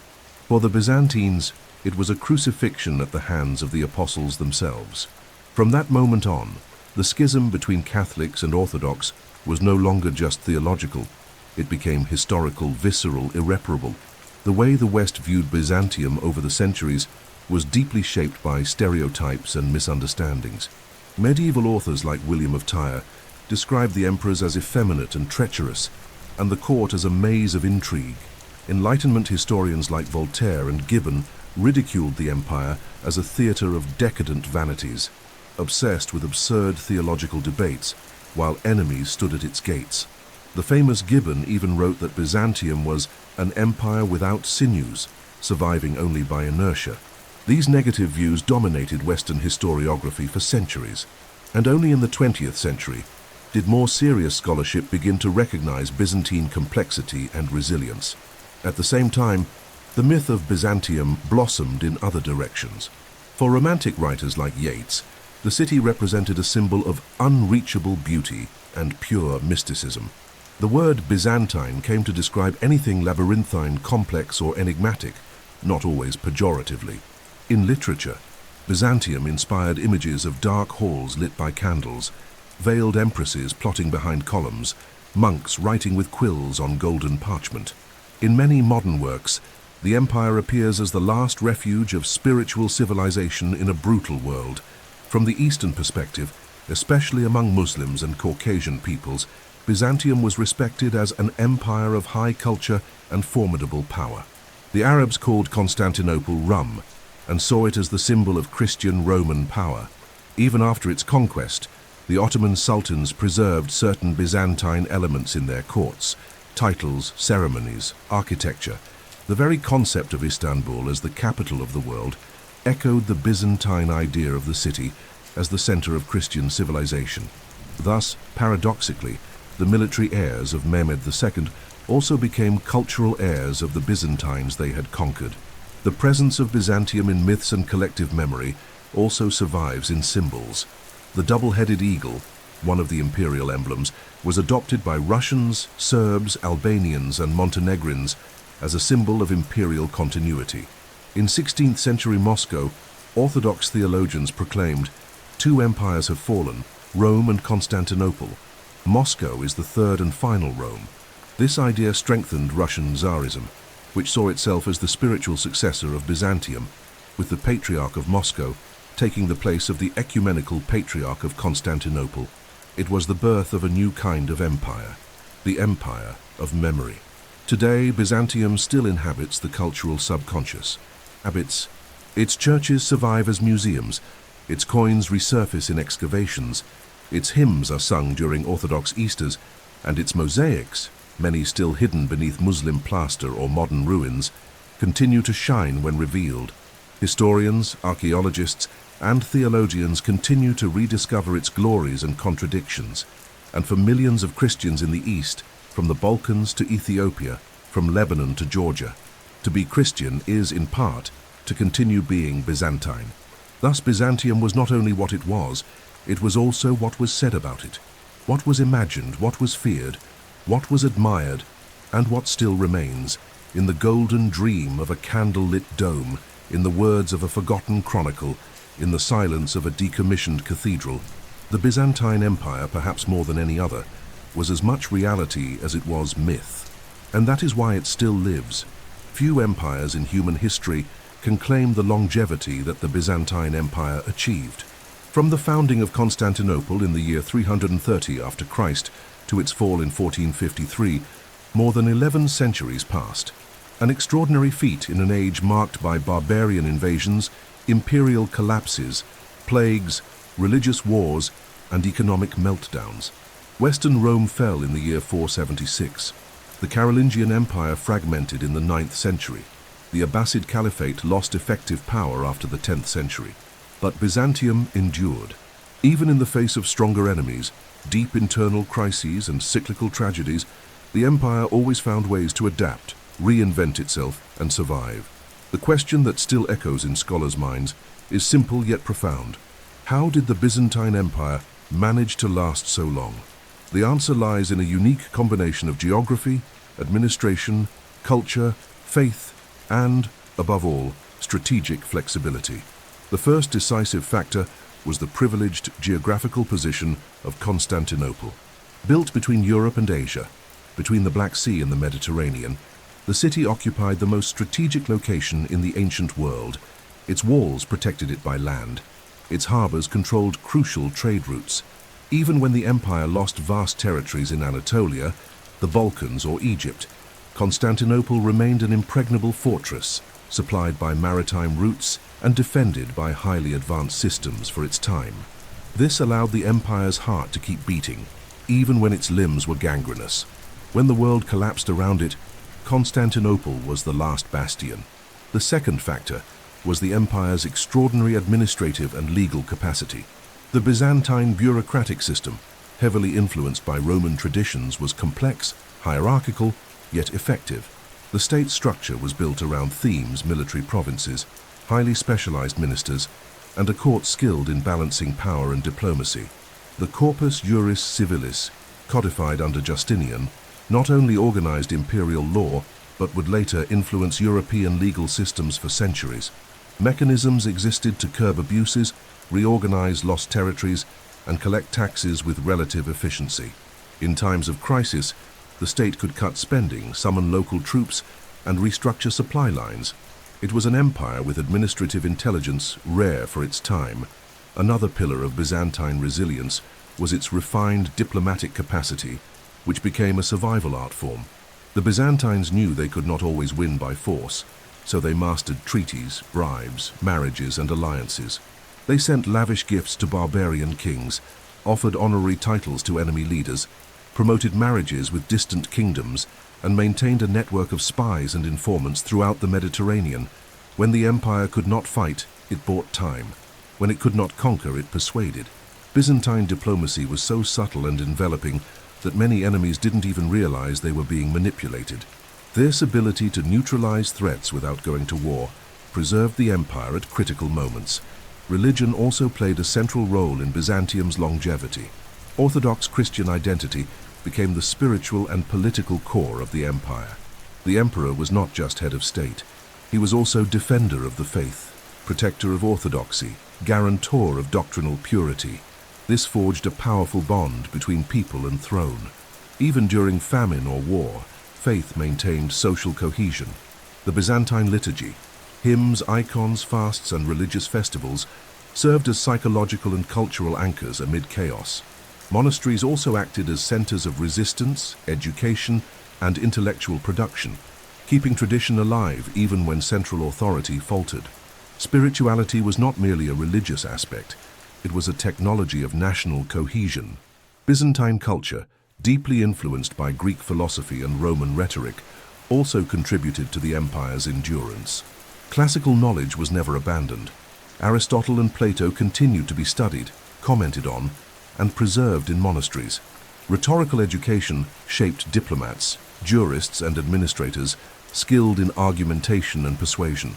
This educational continuity provided a prepared elite, something rare in many parts of the medieval world.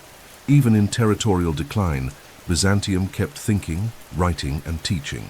It was a civilization that understood the power of knowledge and that resisted through it.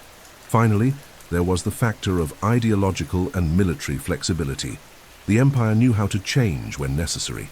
In times of crisis, it reformed the themes, decentralized power, and delegated authority to local leaders. When traditional weapons failed, it adopted new tactics, such as the heavy cataphract cavalry or the horse archers of the steppes. When religious dogmas threatened unity, emperors intervened in councils with decisive authority, and when reconquering the world was no longer possible, they rebuilt internally. This capacity to adapt, to not cling to fixed formulas, gave the empire its most subtle strength, historical plasticity. Thus, the Byzantine Empire endured not because it was invincible, but because it knew how to lose and carry on. It knew when to yield in order to survive. It knew how to negotiate with time. It was an empire of continuity, not of expansion, of resilience, not of glory. And perhaps that's why it outlasted all others. In a world of constant change, perhaps Byzantium's deepest lesson is this: strength lies not in rigidity, but in permanence that reinvents itself. If we truly wish to understand the Byzantine Empire, not as a sequence of emperors, wars, and treaties, but as a living civilization, we must delve deeper into the Byzantine soul. It cannot be grasped through historical facts alone. It lives in the way the Byzantines perceived time, authority, faith, the body, art, and destiny. It was a unique worldview, forged at the intersection of Greek philosophy, Christian theology, and Roman heritage. For the ordinary Byzantine, existence was not linear but liturgical. The cosmos was not governed solely by natural laws, but by symbols, icons, and heavenly hierarchies. Earthly reality was an imperfect reflection of the spiritual realm, and every action, from the simplest to the most political, bore eternal significance. At the heart of Byzantine thought was the concept of symphony between heaven and earth. The emperor was not merely a secular ruler, he represented the presence of God in the political order. The imperial throne mirrored the celestial throne. The empire's laws, inspired by Roman law, were viewed as extensions of divine justice. Coronation ceremonies had a sacramental character, and palaces were adorned like churches. This union of sacred and temporal created a worldview in which the state was not just a structure of power, it was a spiritual organism. The capital, Constantinople, was seen as the New Jerusalem, the holy city, the center of the visible spiritual world, where human time met eternity. Byzantine mentality was also deeply hierarchical and symbolic. Everything had its place: the emperor, the patriarch, the monks, the soldiers, the peasants, the angels, the saints, the martyrs, the demons. The world was a cosmic stage where each being played a preordained role. This did not mean resignation. It meant life was a spiritual drama. The visible order of things reflected an invisible structure, and everything was laden with meaning. A color, a melody, a tilt of the head, a liturgical fragrance, all were signs. Art did not imitate nature but the spiritual. The faces in icons did not express emotion. They expressed eternity. The gaze of a saint was not meant to be beautiful but penetrating, able to judge the soul of the viewer. Time for the Byzantine was not chronological but cyclical and sacramental. Life was shaped by the liturgical calendar, the feasts of saints, the fasts and vigils. Sunday was not just the end of the week, it was the day of resurrection. Easter was the center of the year. Each month, each day, each hour had its own prayer, its saint, its meaning. This shaped their perception of reality. The seasons were not just natural phenomena, they were spiritual metaphors. Winter evoked death and God's silence, spring, resurrection. Thus, even in times of war or famine, the Byzantine found meaning in the repetition of rites, for they pointed to beauty, something greater than present pain. This soul was also marked by constant spiritual tension. The Byzantine lived between the splendor of faith and the terror of judgment. Salvation was the supreme goal, but fear of sin, the devil, and doctrinal error was ever present. Sermons warned of hell. Icons depicted Christ Pantocrator, the stern judge. Monks fled to the desert to purify the heart. Monasticism, in fact, was seen as the highest Christian ideal. The true citizen of heaven was not the soldier or politician, but the hermit, the hesychast, the solitary prayer. Many emperors built monasteries at the end of their lives. Some even abdicated the throne to die as monks. The Byzantine soul was mystical, yet also penitent. This deep spirituality coexisted with gives a powerful aesthetic sense. For the Byzantine, beauty was not vanity, it was proof of God's presence. Churches were built with precise mathematical calculations, so sunlight would enter at just the right moment. Liturgical colors followed the rhythms of the year. Sacred music was not mere melody, it was audible prayer. There was no room for improvisation. Everything was ritual. Even the most ordinary gestures, making the sign of the cross, lighting a candle, kissing an icon, held salvific value. And even political activities, like receiving ambassadors or organizing processions, followed the logic of the sacreds. Power was not imposed, it was revealed. The emperor did not command, he presided as a priest of history. The Byzantine soul, however, was not only contemplative, it was also resilient. It survived centuries of wars, heresies, invasions, earthquakes, and famine. Faith was not escapism, but a shield. People believed that as long as the empire upheld fasting, liturgies, the saints' counsel, and love for the true Christ, God would protect the city. When things went wrong, blame was not placed solely on the enemy, but also on a lack of spiritual purity. It was a severe yet consoling worldview. Suffering was not in vain. It was a trial, a purification, a path. That is why, even as the empire withered, the spirit did not fade. Over time, this worldview ceased to exist as a political force, but it never vanished from the soul of those who inherited Byzantium. Today's Orthodox Christians still live under the gentle weight of that legacy. The liturgy of St. John Chrysostom is still celebrated as it was in the 4th century. Hymns are still sung in ancient Greek. The monasteries of Mount Athos still follow thousand-year-old rules. The Byzantine soul did not die.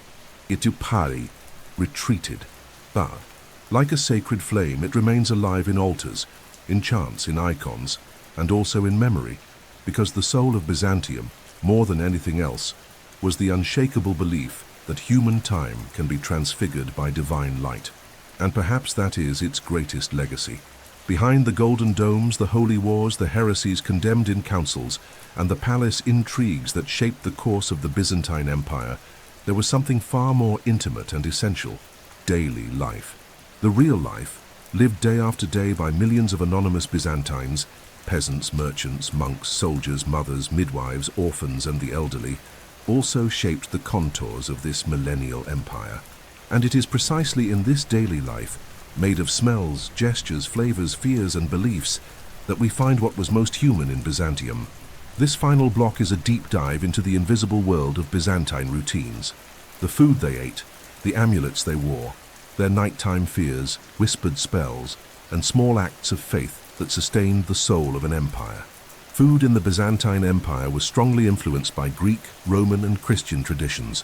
There was a clear distinction between the food of the rich and the poor, but also between ordinary meals and liturgical dishes, since the Orthodox calendar prescribed long periods of fasting, during which meat, dairy, and even olive oil were forbidden. Peasants ate barley bread, lentils, onions, garlic, and olives. Wine, always diluted with water, was consumed even by children. At the noble tables of Constantinople, banquets could include roasted peacocks, aromatic sauces made with garum, a fermented fish sauce inherited from Rome, honey-based sweets, dried fruits from Persia, and cheeses aged in monasteries. Fish and seafood were common across all social classes, and many dishes were seasoned with herbs grown in home gardens. Byzantines firmly believed that dreams were messages from the spiritual world. Sleep was considered a sacred act. Texts like the work of Ahmet, the interpreter of dreams, described hundreds of nighttime visions and their possible meanings. Dreaming of a ladder meant spiritual ascension. Seeing snakes was a sign of betrayal. Glimpsing churches in dreams could be a prophecy or a call to monastic life. Monks often recorded their dreams and read them aloud to their brethren. Even emperors might take dreams seriously and change decisions because of them. For the Byzantine, sleep was a bridge between this world and the invisible, and had to be treated with reverence and care. Superstition, even in a deeply Christian society, was embedded in daily life. Amulets were worn to ward off the evil eye, and many families kept parchment scraps with magical prayers hidden in necklaces, tunics, or behind icons. There was both fascination and fear toward the Magoi, men who studied astrology, occult formulas, and practices inherited from Egypt, Persia, and ancient Greece. Many of these practitioners were also doctors, exorcists, or wandering monks. In the popular neighborhoods of Constantinople, it was common for women to consult sorceresses before weddings, childbirth, or major travels, seeking protection. The church condemned these practices, but in many monasteries, grimoires, astrological treatises, and books on lunar effects on the human body were quietly copied. Everyday life was also marked by rites of passage. The birth of a child involved not only midwives but prayers to the Virgin Mary, purification baths, and anointing with holy oil. Baptism occurred early, and the child received not only a name but a patron saint's icon. Marriage was celebrated in church, with crowns placed on the couple's heads and readings from the Song of Songs. Death required a wake with candles, funeral hymns, and offerings of food to the poor, as it was believed that feeding the poor aided the soul of the deceased. Cemeteries were located near churches, and many Byzantines asked to be buried with small icons, crosses, or messages inscribed on pieces of lead. The typical Byzantine home had few rooms, a common area for eating and praying, an outdoor space with an oven and chickens, and a corner reserved for the iconoclasm, where candles were lit before the saints. Furniture was sparse, clothes were simple, made of linen or wool, but women carefully embroidered Christian symbols on the hems. On Saturdays, the house was cleaned and bread was prepared for Sunday's liturgy. Children's education began early, with parents teaching prayers, psalms, and when possible, letters and numbers. Girls learned to embroider and sing church hymns, boys to read the scriptures. Even the poorest could recite by heart gospel passages read during Easter.